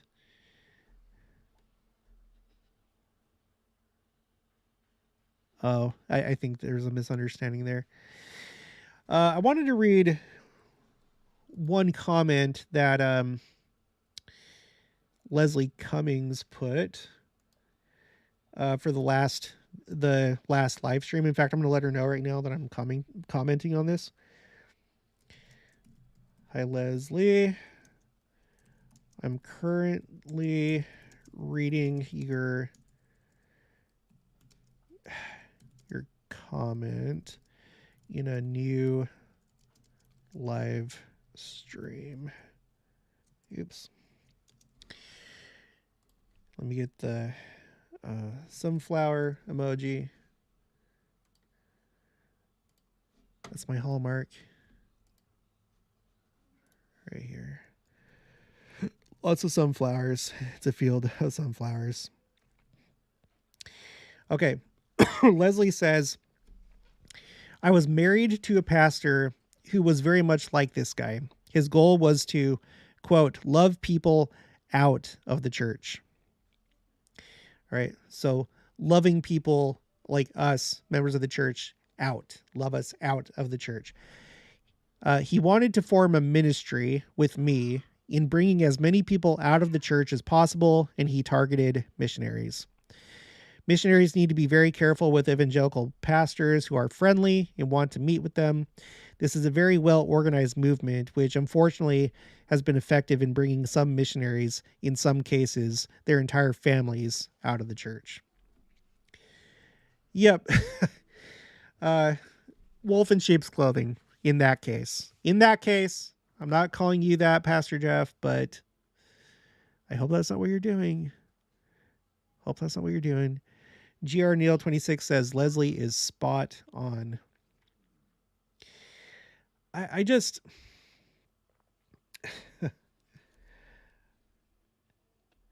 I wish I understood more why they feel that need. Why, if they're able to accept other churches, why can't they accept ours?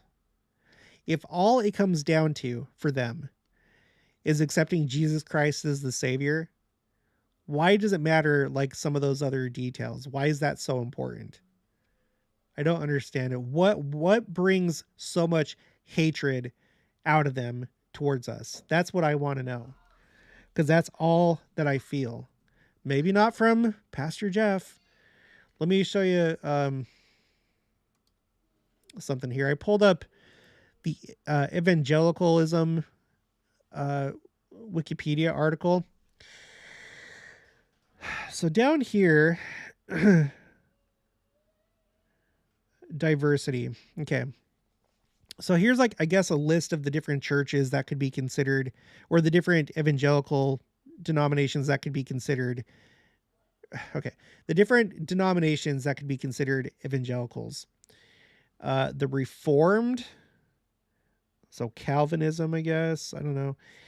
The Baptist, Methodist, Pentecostal, Churches of Christ, Plymouth Brethren. I've never heard of them.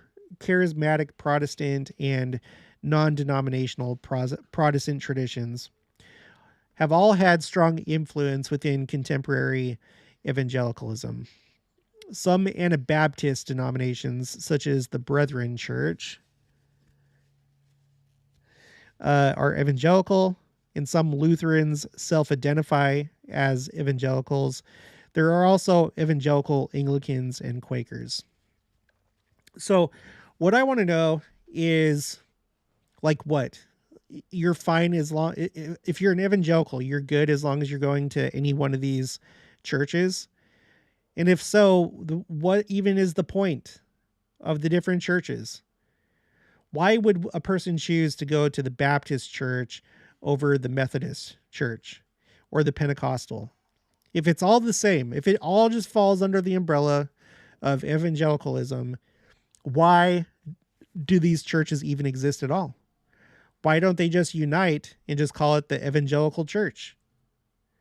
And if there's such leeway for different beliefs among them, why can't we receive that leeway as well? Riddle me that. Let's see. Let's go to the top.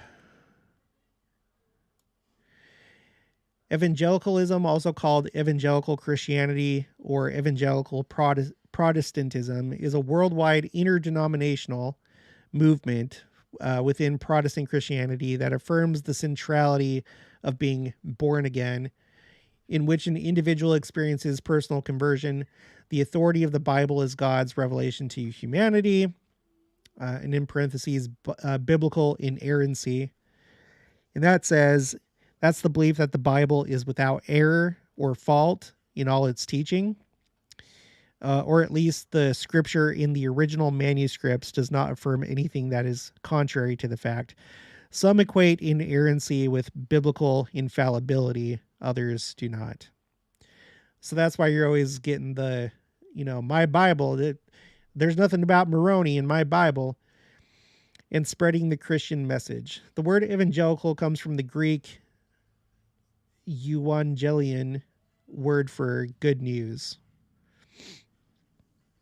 Its origins are usually traced to 1738, with various theological streams contributing to its foundation, including Pietism and Radical Pietism, Puritanism, Quakerism, Presbyterianism, and Moravianism. In particular, it's Nicholas Zinzendorf and his community of Herrnhut. Preeminently, John Wesley and other early Methodists were at the root of sparking this new movement during the first Great Awakening from the 1730s to 1740s. Today, evangelicals are found across many Protestant branches, as well as in various denominations around the world, not subsumed to a specific branch. Among leaders and major figures of the evangelical Protestant movement were Nicholas Zinzendorf, George Fox. Okay, I'm not going to read all those. So, I don't know. I can't wrap my head around it. Sunshine, I just got an immediate negative feeling the first time I heard him speak. It really bothered me. I couldn't understand why, because I figured he was speaking as a member of the church. Now I know.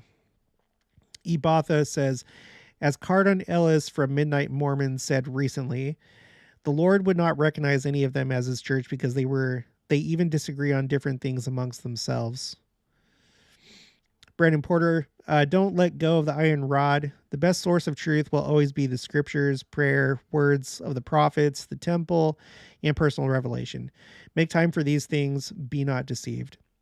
Victoria Fielding, I've been tuning in with Hello Saints, particularly as he and the gentleman from Quick discuss the Book of Mormon. I feel very confident that Jeff has honest motives.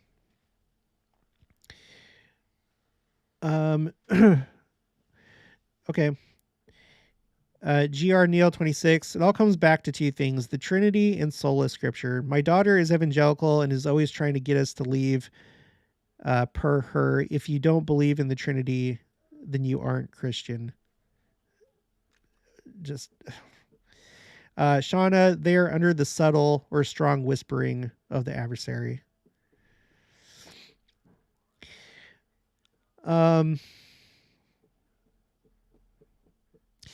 Yeah. Again, I guess I don't want to like really speculate too much about his motives just because we can't know. That doesn't mean that I don't have an opinion. If I had to guess, I would think that he basically is just doing a type of proselyting amongst us in what he feels is probably a more effective way. I think that's what's going on. I think we can rule out for sure that he's not investigating the church because he's thinking about joining it. I don't think there's anyone that would take that point of view. Abe, hi from Australia. While Jeff is exploring the church, I'm not sure of his true motive. It does seem he always identifies something he loves followed by a but or something that is problematic. Yeah. And that's like that's, I don't know what you call it. That's like general advice given to people. Like when you are, when you have to correct somebody, like at work, like if you're a boss of somebody, a supervisor, typically they'll tell you whenever you do that, don't just like point out the mistakes, give them praise first. And then after that, give them the constructive criticism. So he's probably following that advice. GR Neil 26, Victoria, as long as you watch Hello Saints with Quick, you are okay because Greg with Quick gives some great counterpoints to Jeff and shows why Jeff is wrong. I guess you have to look at why are you watching him? Okay. So us being active members of the Church of Jesus Christ of Latter-day Saints, what would be the benefit of watching him? Are you watching it for entertainment? You're hoping that you'll see him start to kind of like break, see the ice crack, and then see him want to become a member of the church? Are you watching it for entertainment? Are you watching it because, you just genuinely want to see the differences between our church and in evangelicals' point of view? You have to think about the motive, why you're doing it, why he's doing it. GR Neil 26. I would say the benefit to watching Jeff through Quick for me is so I can help my evangelical daughter and her husband. Okay. Good. Latter-day Help. I think a lot of people like watching him because they want to see him join the church and his testimony progress. And that's where I think a lot of people are in for a big disappointment. I hope I'm wrong.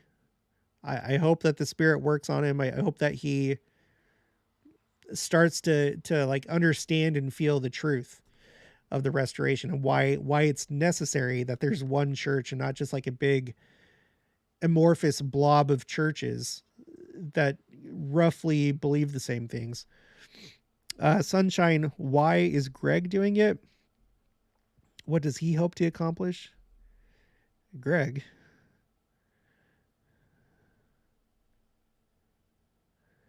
You mean Jeff? Oh wait, Greg with Quick. No, I'm not talking about him. Sorry, no, I'm not talking about Quick. I know why he's doing it, why he would do that. That's good. I think that's pretty good. Taking Jeff's stuff and then, you know, taking his, you know, his problematic points and then rebuttaling that. I think that's good. Meldalin, he has said himself he has no intention of joining the church, but I guess we never know how reading the Book of Mormon may affect him. Yeah. Yep. GR Neil 26. Wow, Koritzi 4. That is crazy that your pastor said he wanted to see every temple torn down. Did I miss a... Oh, I missed a comment. Koritzi 4. My evangelical cousin minister told me years ago he wanted to have dialogue. When I said I wouldn't debate, he told me that his goal was to see that every Mormon temple was torn down. See, that is what I feel from them. Between all these like little anecdotes from you guys and then things that I've seen personally, I feel a real sense of just like hostility from them. Just hostile. Like not so much concern about our welfare, hostility toward the church, hostility toward our beliefs, right? And I've never, like, I know that I haven't like had probably the best tone during this conversation, but like I've never had that same thing toward them. I've never been like, man, I want to see every evangelical church torn down or whatever, you know? Like I'm put off by the differences. Like whenever I see the way that they worship, like when they have like rock bands playing on stage, you know, while they're having church services, I'm repulsed by that, but I'm never going to say something like I want to see it all turned down. I would like everyone to have the truth, but like when you're using a phrase like I want to see it all torn down, that's a very like kind of violent type image. It feels like there's just hostility behind that. David Colucci, as they would with anyone who isn't saved. As they would with anyone who isn't saved. The other thing is, it's a money thing. The pastor gets paid by the church, and attendance can play a role in his pay scale. It's not always pay, but there is some incentive here to bring people to your congregation. Like I said, if it's not money, like say that he's a narcissist, and I'm not saying that he is, but if he is, it could simply be the notoriety. He may want the notoriety, or he may want to grow his congregation and, you know, brag to other pastors or whatever. Look how good I'm doing as a pastor. Yeah, there's different motivations, potentially. I'm not saying that about you, Jeff. I'm not saying that you're a narcissist. GR Neil 26, even if it is a gentle and loving hostility, it is still hostility. You're right to trust those feelings. Natalie Stout, he's making a private matter public. Filming himself while reading, even with him speeding the recording up, shows me his intentions are not pure. Yeah, because, yeah, yeah. See, if he was just genuinely interested in the church, it doesn't have to be a public thing. There has to be a reason why you would want to start up a YouTube channel. Now, one reason could be money. It's like, oh, this will be really interesting. I'll couple my studies into the church. I'll couple that with YouTube and make some money off of it. That could be. But it's not like he's doing it just for the benefit, just the pure benefit of everybody. Otherwise, he wouldn't monetize his channel, right? So we know at the very least he wants money. And I'm fine with that. I think that's just fine. I monetize my channel. I cannot do this unless I monetize my channel.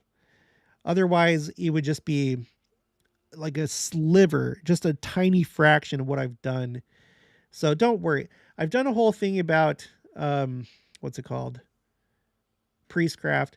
Priestcraft has to do with like setting yourself up as a light. It can involve money. If the only reason that you're doing something is for money, that you're doing, like if you're like, say, like a seminary teacher and you're only doing it just as a job, then that's priestcraft. Likewise, if you're only doing it for attention because you're a narcissist and you want that attention from people, that would also be priestcraft.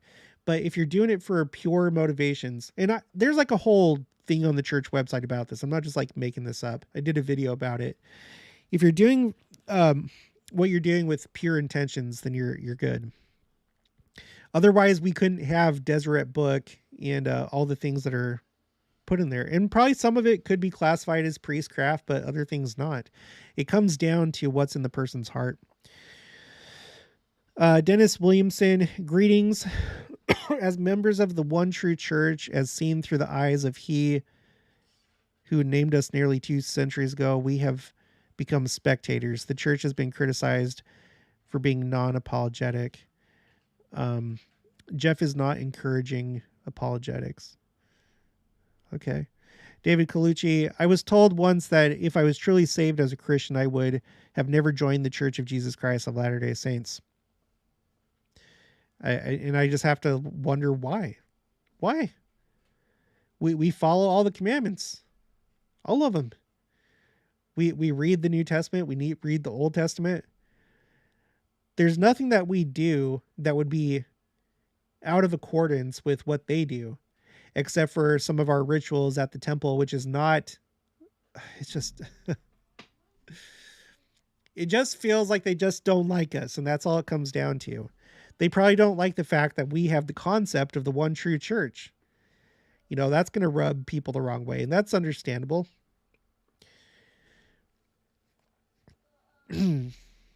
Alicia Parrish, I expect more persecution of the saints, more in the near future. So sad, but we must all, but we must be all in until the end. Yeah. Ibatha, the funny thing is we will most likely join the church. He will most likely join the church in the millennium. That's if he truly believes and loves God the Father and Jesus Christ like he says he does. Yeah. And that's like a big difference, I think, between our church and the way that they think is like, I think the way our church really works, the way that we believe is that, you know, it's not like, okay, people that are real, people that are true, people that would live the commandments, they're not going to get gypped out of this experience. Everybody that will have the opportunity to become exalted. It's not a matter of like, oh, you guessed the wrong answer, you know, but you're actually like an incredibly good person and you would choose the right answer if you had the opportunity to, or if you had knowledge of it. Whereas with them, it's like, no, you have to guess the right answer. And that's really all that matters. It's not so much how you live. Like, it's good to be a good person, but you have to guess the right answer. And the answer is Jesus Christ. And then it doesn't matter what else you do. That's the only thing. And if you live during a time when there was no possibility of even knowing about Jesus Christ, then nope, it's too bad. It's foreordained. Sorry. Glad I'm not you. Let's see, Brandon Porter, I'm done working for the day and I'm going to head home. Thanks for the live stream, Jared. Well, have a good rest of your evening. Get some rest. Latter-day Help. In one of his first videos, he said he visited Utah once and saw a lot of churches owned by the church and how it reminded him of his hometown. That is why he is claiming to investigate. Huh.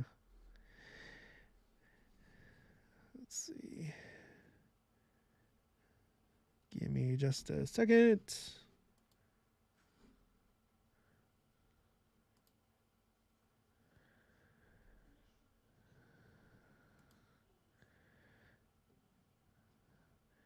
Bam.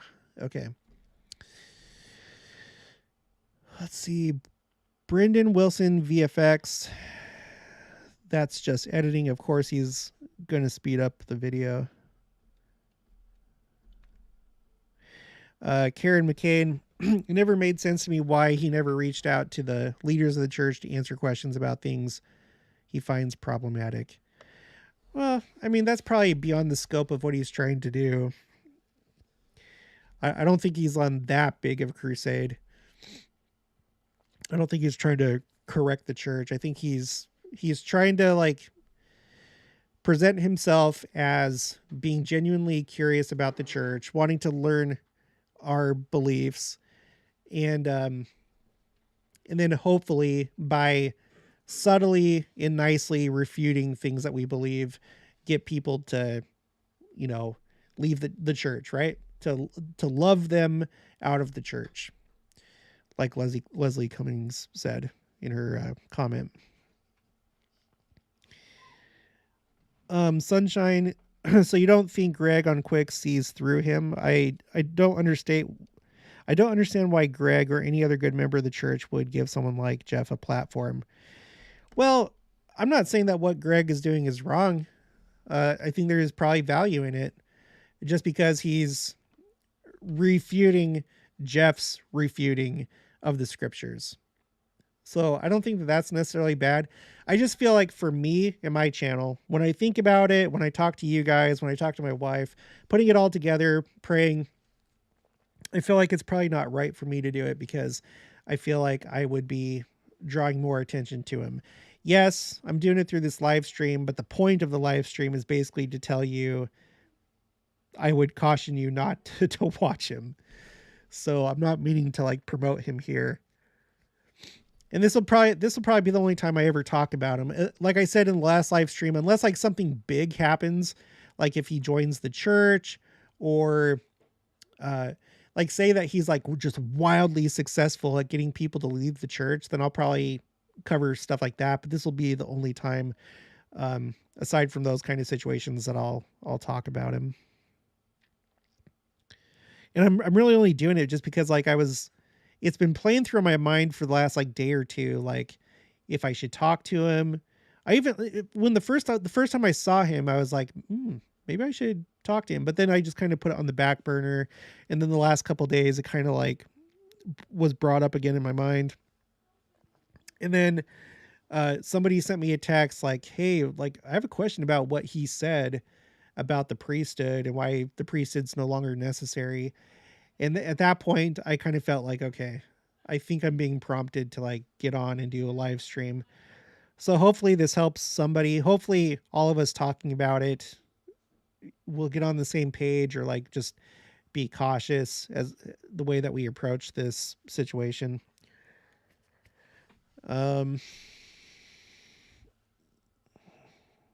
Natalie Stout. Yes, I know this. He explains it in his first video of reading. Can you feel the truth while making a video to show the world? Maybe. I don't know. I'm sure that he could. I'm sure he could feel it. But again, it feels like he already has an agenda. Daystan, he's not looking for truth. I think you're exposing this is needed. Yeah.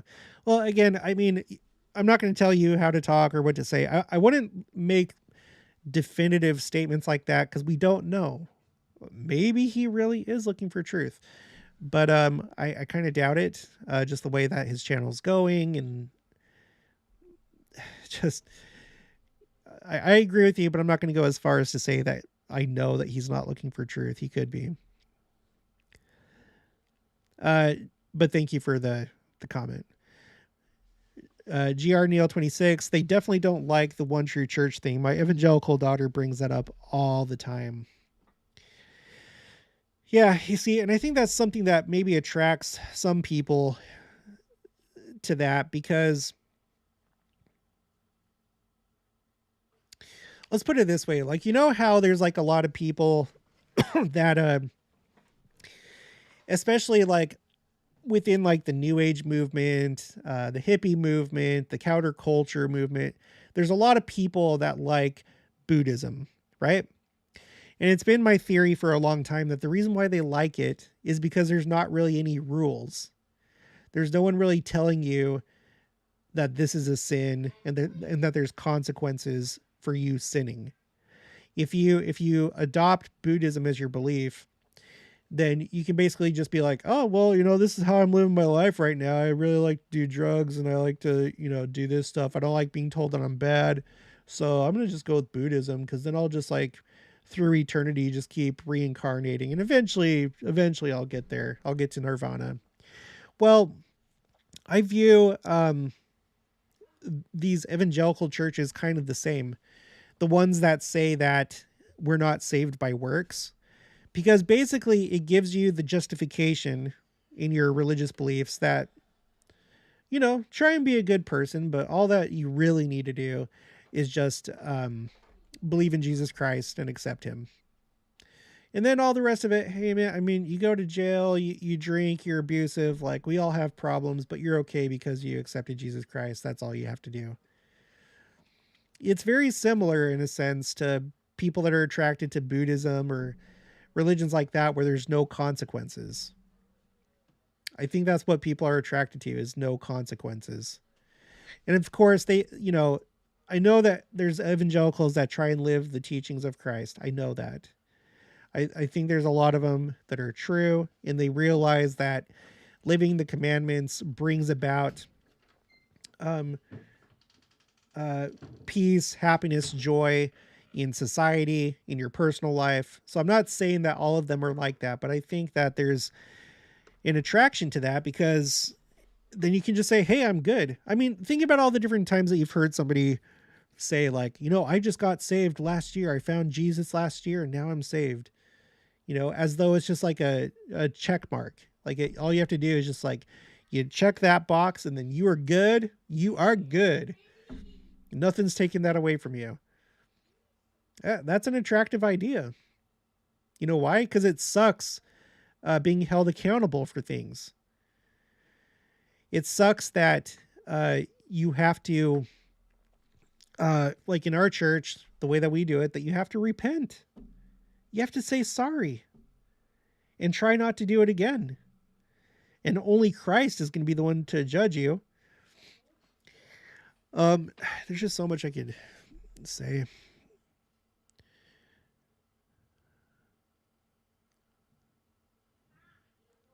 Alicia Parrish, I think it's important to remember that the Lord himself said in DNC 1, true and living. Other churches have some truth, but we believe ours is true and living. We know there is more truth to come. Yeah. GR Neil 26, Sunshine, Greg at Quick 100% sees through him. The idea is to expose the falsehoods he espouses as he reads the Book of Mormon. Yeah, I think I am on the same page with you, GR Neil 26. I think he does. Alicia Parrish, and it's alive with revelation, continuing revelation. Becoming an evangelical now, huh? Put your hands up in the air. Am I supposed to like play a Christian rock song for you right now? I'm dressed for it. GW Vest, having questions is always good. Yeah. Diddley 12, judge righteous judgment. Yes. There's this like twisted idea that you can't like judge for yourself if someone's good, if someone's a good influence, a bad influence, someone that you should avoid, right? You can never say anything bad about anybody. That's not true. That's not true. You can't, I couldn't go to Pastor Jeff and be like, you're not going to make it to the celestial kingdom. You're only going to make terrestrial, because I'm not in a position to say that. I don't have all the facts. I'm not the judge, right? But I can say, like what I'm saying right here, hey, based on the facts, everybody, I would just encourage you to be careful with this, especially if you have a weak testimony. And I would caution you against publicizing his channel, spreading it, sharing it, because although good could come out of it, I feel like he's sowing a lot of seeds of doubt. Karitzi 4, I have no desire to watch him. I have too many evangelicals who just despise the Book of Mormon and sooner or later have exploded at me with their venomous attacks. GW Vest, haha. We should all put his name on the temple prayer rolls. And of course, maybe don't do that, but I don't think you're supposed to put, there was like guidance put out one time by the church where they said it's not appropriate really to do stuff like that for like celebrities, public figures. I mean, it's just YouTube, but it is like a person that has like a decent sized following of 39,000 people. And anyway, I know you're probably just joking, but all right, I'm just going to say that. Latter-day Help at GW Vesey. We don't need to do that because putting his name on the temple roll once is good enough if that's what you're doing. We don't need to flood the temple prayer rolls with his name. That's funny. Ibatha, some of them don't even believe in the commandments, and then they say we don't believe in the Jesus of the Bible, but they're the ones who don't believe in the Jesus of the Bible. Well, I mean, because Jesus said, if you love me, keep my commandments.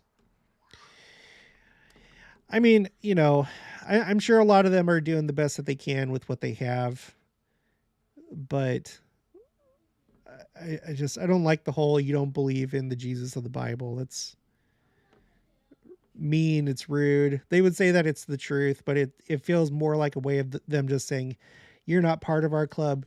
You're not part of our evangelical club and you're screwed. Alicia Parrish, haha, there is no, sorry. Haha, no, there is more symbolism to that. Wink. All right. I'm just gonna check really quick and see if there was anything else I wanted to look at.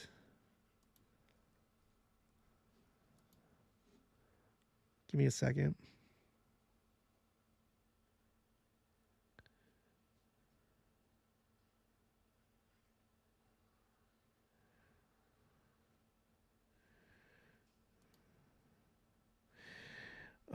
I'll read another comment from the last the last live stream. Give me just 1 second.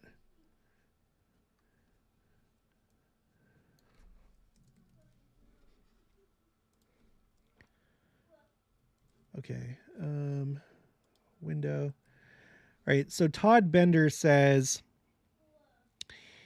I used to not like Pastor Jeff's videos because I felt like many others that he wasn't being totally honest in his approach, but since come around, evangelicals are one of the fiercest oppositions to the church beside apostates. What Pastor Jeff is doing is sort of, quote, going into the lion's den, end quote, and revealing there really is no lion and we're just as Christian as them, if not more. Although his beliefs differ and he's upfront about what he sees as contradictions, there's never been a single comment or question he made that didn't have a very simple answer. If your testimony is already on the fritz and you do nothing to research your own questions, then I could see why one might fear watching his videos. But otherwise, I think he's exposing a lot of the anti-Mormon myths that evangelicals have long held on to as bogus. He's sort of offering us an olive branch where there has never been one. And who knows, maybe the Lord will kick him in the butt spiritually, but while he's reading and he'll realize the Book of Mormon is true. Either way, he's the nicest, least accusatory evangelical you'll ever listen to. Yeah, but again, we don't know who he really is. Anybody can act nice. Anybody can put on the nice mask, right? Again, I'm not calling him anything. I'm talking about a general principle here. When you look into psychopathy, for example, one of the traits of psychopathy is that they come across as charming because it's a tactic that they use to achieve their goals. They know how to be charming. And people fall for it Just because someone acts a certain way or they can act nice for 20 minutes during, how long are his videos? Let me see.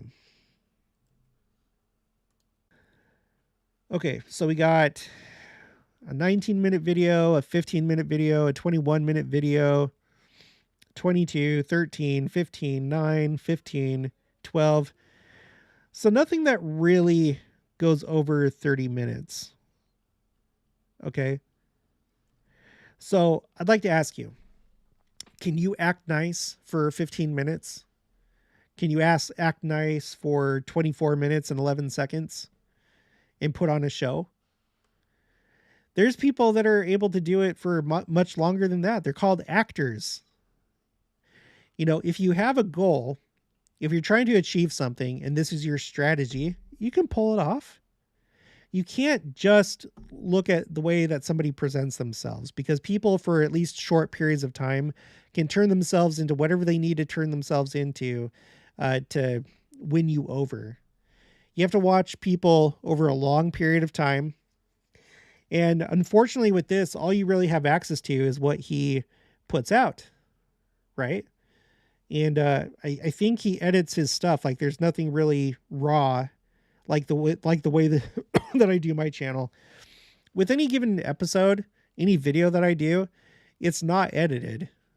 Unless there's like a big major mistake, like there's some loud noise in the background or like I screw something up. I rarely ever edit my videos. And I'm not trying to like put myself above him. But if you have somebody that edits their stuff, you don't see the real them. You see what they want you to see. Right? So it'd be much more valuable if you could like see him in real life. There's probably a lot more value to like watching his interviews with these other LDS influencers, because he can't necessarily control the amount of time or the questions that are asked. I guess it depends on how they set up the interview, if there are set questions or not. But you can't really know somebody based on edited material. You might be able to kind of, but just remember, like a wolf in sheep's clothing is not going to be very effective if they don't know how to act like a sheep. Right? If you're a stupid wolf and you're like, ugh, and you're like drooling and like your ears poking out over here, you're probably not going to be very effective. But if you can get a very convincing sheep outfit and kind of like study how they walk and do that, then you can trick some people. You can trick some sheep. Let's see.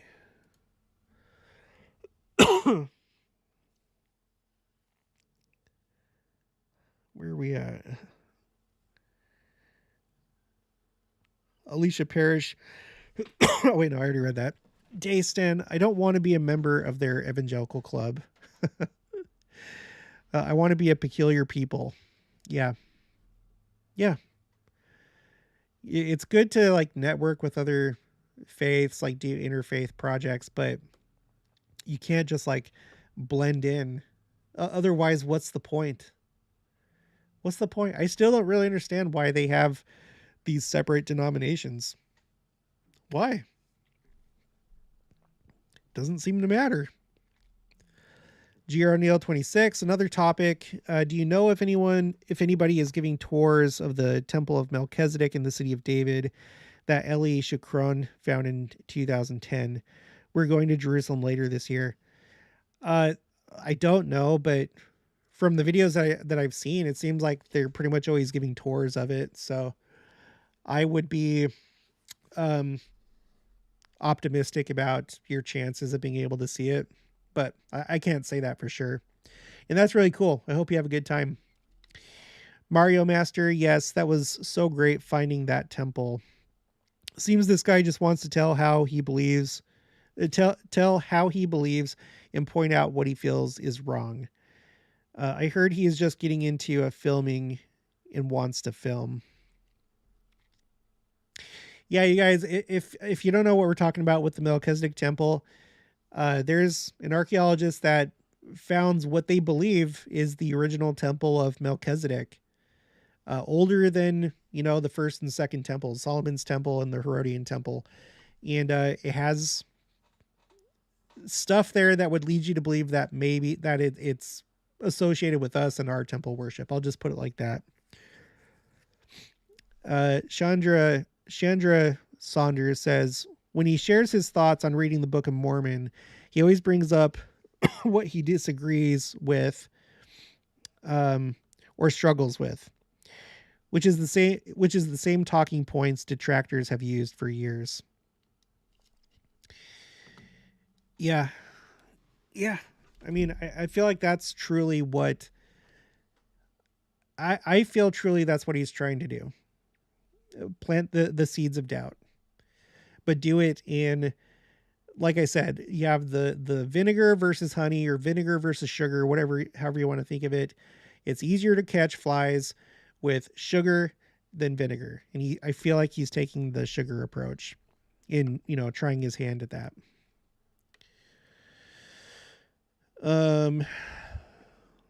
Latter-day Help.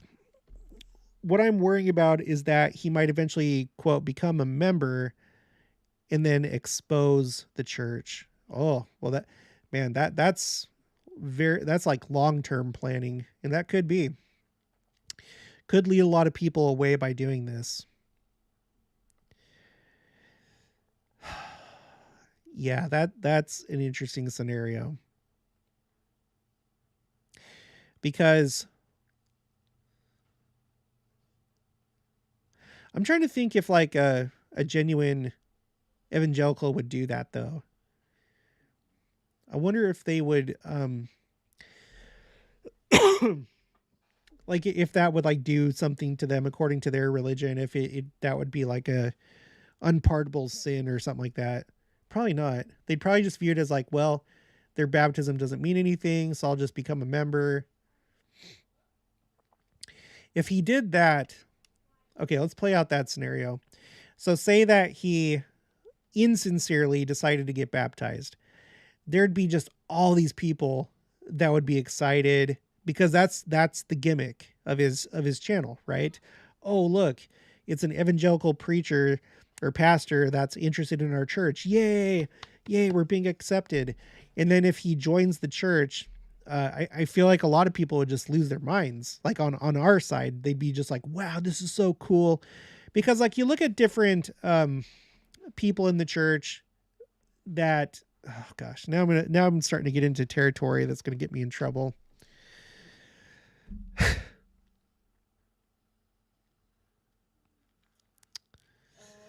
go there. Wherever you're going. Yeah. So let's just put it this way. There have been people that have joined the church or come back to the church and basically made money or made a name for themselves by doing it. Right? And I don't know, they could be genuine, but there's basically like what happens is you have like an unlikely person. You have an unlikely person that joins the church or comes back to church, and then it like creates this like big extravaganza, and then everybody joins that person's Instagram or YouTube channel or whatever, and that's the gimmick, right? And so if he did that same thing, if he got baptized, his channel would instantly probably go way, way, way up. You'd have all these people like, whoa, what? There's an evangelical that decided to join the church after doing this experiment. And then, yeah, if that's the catch, what you just said, Latter-day Help, is that he stays in for like maybe a year or something like that, and then he decides to expose it. That would really be a knockout punch for a lot of people. Yeah, it would. It's just like David Archuleta. By the way, takeacountrylook.com became a member. So welcome to members. I need to put out more members videos, but Please do not become a member just to support me. Just only do it if you're actually enjoying those videos, and I'll try and put some more out. I did a video on the members only portion of the channel about David Archuleta. He, if you didn't know, he stepped away from the church, right? I'm not going to go into his whole story, but I was very concerned when that happened because I knew that people with that sympathize with him, people that feel the same as him, or even just people that don't really have much of a testimony, but they're all into pop culture. I was worried that he would take a lot of those people with him, and I can't verify that he has, but I wouldn't be surprised if he has. And so, if Jeff joined the church and then he exposed it, he fell away, undoubtedly there'd be people that would go, that he would take with him. Let's see. Getting a little bit behind. What's up, Jessup? I agree with what you're saying, Jared. During one of his conference episodes, he's talking to a protester outside and basically states that he has a similar or same goal, just different methods. Oh yeah, you're right. I remember that too because I watched that. Yeah, you're right. Chandra Saunders, I wish he would share things he likes. That would show real intent to read and learn. No one reads a book to only find flaws. Yeah. Yep, that's true. Cynthia Christofferson. Are you related to Elder Christofferson? Hi, Jared. Trying to catch up on the conversation. Oh, we're like well into it at this point, Cynthia. I started a while ago. Oh my gosh. We've been doing this for 2 hours. What? Time flies when you're having fun. What's up, Jessup? He may be laying a trap to lull members into trusting him and following him away from their faith/testimony. But I've also had the thought that what if he is acting upon spiritual promptings, maybe even thinks he's building bridges to be crossed one way, but bridges can be crossed both ways. Yeah, that's the thing. That's the whole problem with this scenario. We don't only he knows his real intent. And then secondly, only God knows how the Lord may turn this into a positive situation. Because it could accomplish two things. One, just like the Book of Mormon play, and whenever the church comes up in South Park, it brings publicity to the church. And some people learn about the church that way. So something that's initially negative gets turned into a positive. Secondly, if there are people that leave the church because of him, it could be part of the separation process of the wheat and the tares. And the tares, follow him into the evangelical world. So that's why this is kind of like a complicated situation. I would still recommend against supporting him, watching him. Ultimately, I think it's probably better for all of us spiritually, but the Lord will do what he wants to do. Ebatha, it would be awesome if they could find writings of Zenos and Zenock in Israel. That would shut them all up. Yeah, I suppose it would. Takeacountrylook.com says, Jared, I finally figured out to join you and your teaching. Yes, you are a teacher of our Savior's gospel. Thank you. I do not want to frame myself, though, as a teacher just because this is not a calling. This is just something that I'm doing on my own. I would prefer like researcher or, citizen journalist whenever I do the church updates and news and stuff like that. I do teach Elders Quorum. That's my current calling, as I'm Elders Quorum instructor. But anyway, but thank you for the comment, Melodolin. I really don't think he's being that deceptive. I think that's carrying it a bit too far. We'll see. Only time will really tell. Cynthia, thank you for teaching from the scriptures and our prophet. blue heart. Blue's my favorite color. Michael and Brittany Schroeder expose what would he have to hide? Just his real intent. Like, we're not saying, okay, we're not making any, I don't know. Did you just join? Because we've been talking about this the whole time. We don't know what his real intent is. I've talked about the several different possibilities. The best case scenario is that he truly wants to know about the church, and in so doing, he feels the spirit and decides to join the church genuinely.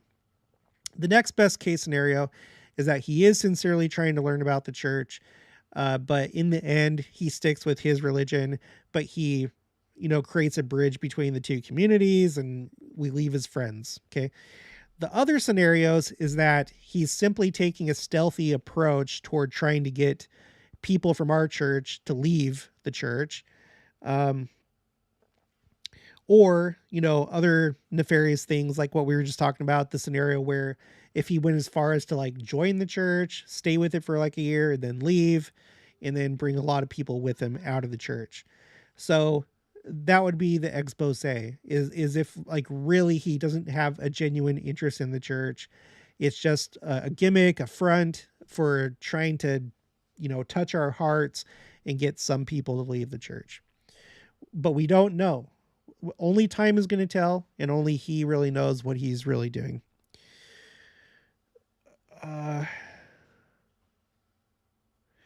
Latter-day Help, not actually exposing anything. People sometimes claim that they are exposing the church or what we do in the temple. Joshua Blanchard, I thought he was very honest, but his intentions on thoughtful faith with Jacob Hansen. Oh, that's that one guy's channel. I thought he was very honest about his intentions. That's true. I do want to show you one thing though.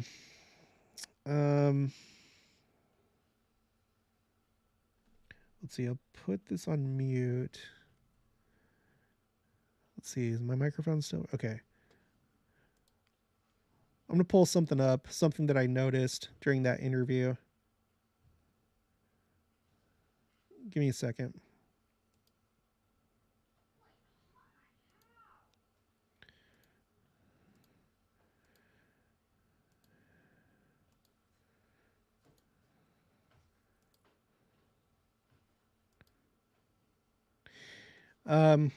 You may not think it's much, but I do.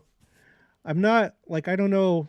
I'm not like trained to read body language, but during the interview, he was very kind of like tight and like close together like this, like crossing his arms and stuff like that. I mean, could it be that he's just like leaning on the desk and just supporting himself? It could be, but I felt like his body language was that he was kind of like he was guarded, It's like these like subconscious things that your body does. You feel nervous, you're being questioned, you're in a uncomfortable place. And I feel that that's what his body language was, that he was nervous to be there. Now that doesn't necessarily mean that he's doing anything nefarious. It just might be like, anytime that you do something new, or you're talking to somebody for the first time, you could just be nervous regardless of what you're talking about. You're just nervous because it's a new experience. But that's something that I noticed while I was watching this. Like, he was just very, like, especially here, look at this. He's like really doing this kind of thing. So I don't know. I could be wrong about that. Nick, howdy, brother. Thank you for all your hard work in putting these productions together and educating people in the truth and logical theories. The Lord bless you and shine his face upon you. Thank you. Thanks, Nick. TakeACountryLook.com. How can he progress with learning without his approach? Okay. How can he progress with learning without his approach within meeting without our missionaries?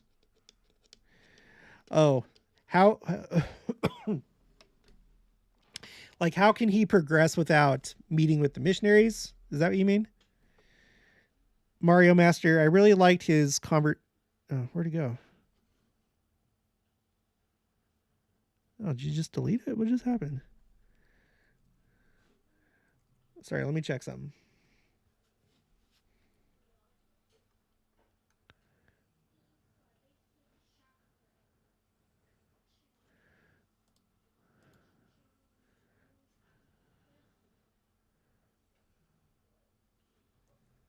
Sorry, Rowan. Yes, needs missionaries involved. Well, so his excuse me, his surface level story is that,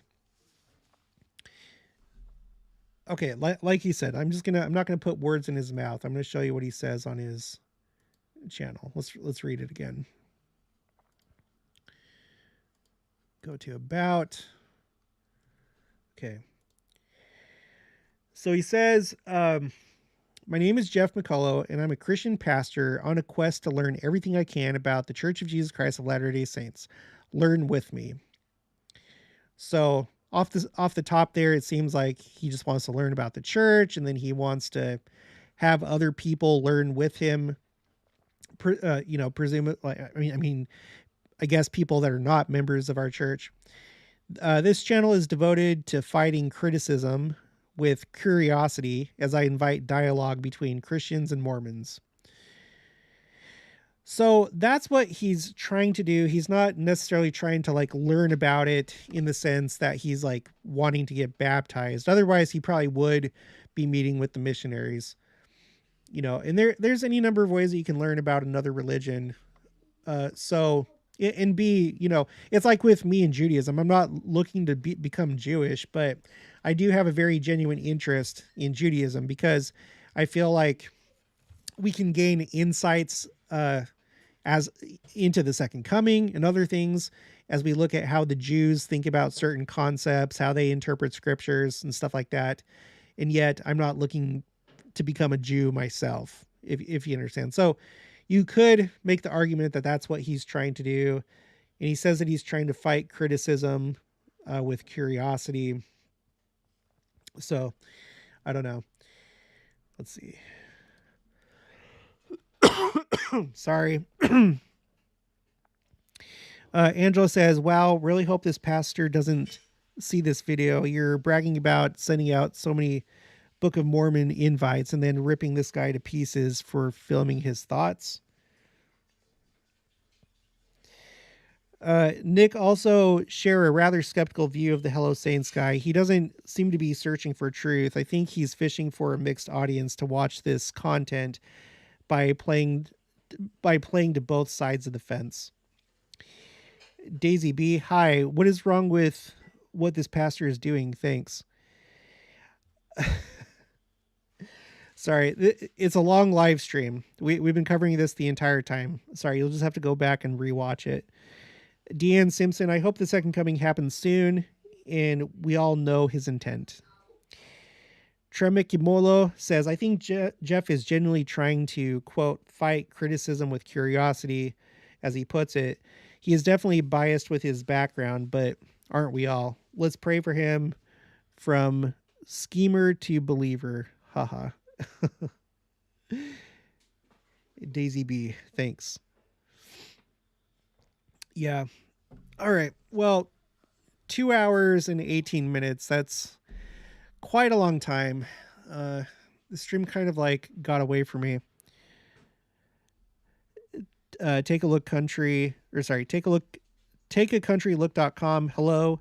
Or I forgot. Hello from Creswell, Oregon. Awesome. All right, guys. So that's going to be it for this one. Again, this is not an attack on him because we do not know his intents, but it is a warning just to be careful with watching his stuff, especially if you have a weaker testimony. I would not promote his channel. With all of his doubts and the things that he's refuting, it could place doubts into people that you're sharing his channel with. Of course, treat him with respect and dignity. We're all worthy of that. And we've had a good, thoughtful discussion thinking about all the different scenarios, possibilities, and so on and so forth. Joshua Blanchard, great show. Don Baffa, firstly, that's wrong. Sorry. Firstly, what's wrong is he doesn't see us as Christians. Come on, bro.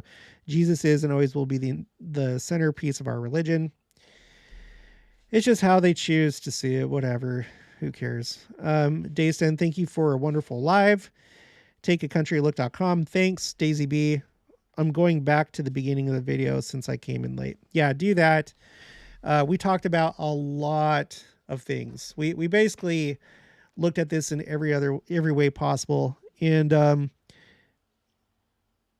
also, I don't appreciate saying that I'm bragging about sending out so many Book of Mormon invites and ripping him to pieces. So, Angela, I'm not going to take much more of that, just so you know. All right, that's going to be it for this one. If you haven't already, please make sure to subscribe, like this video. If you liked it, leave your thoughts and opinions down in the comments below. Also, make sure to share it, and I'll talk to you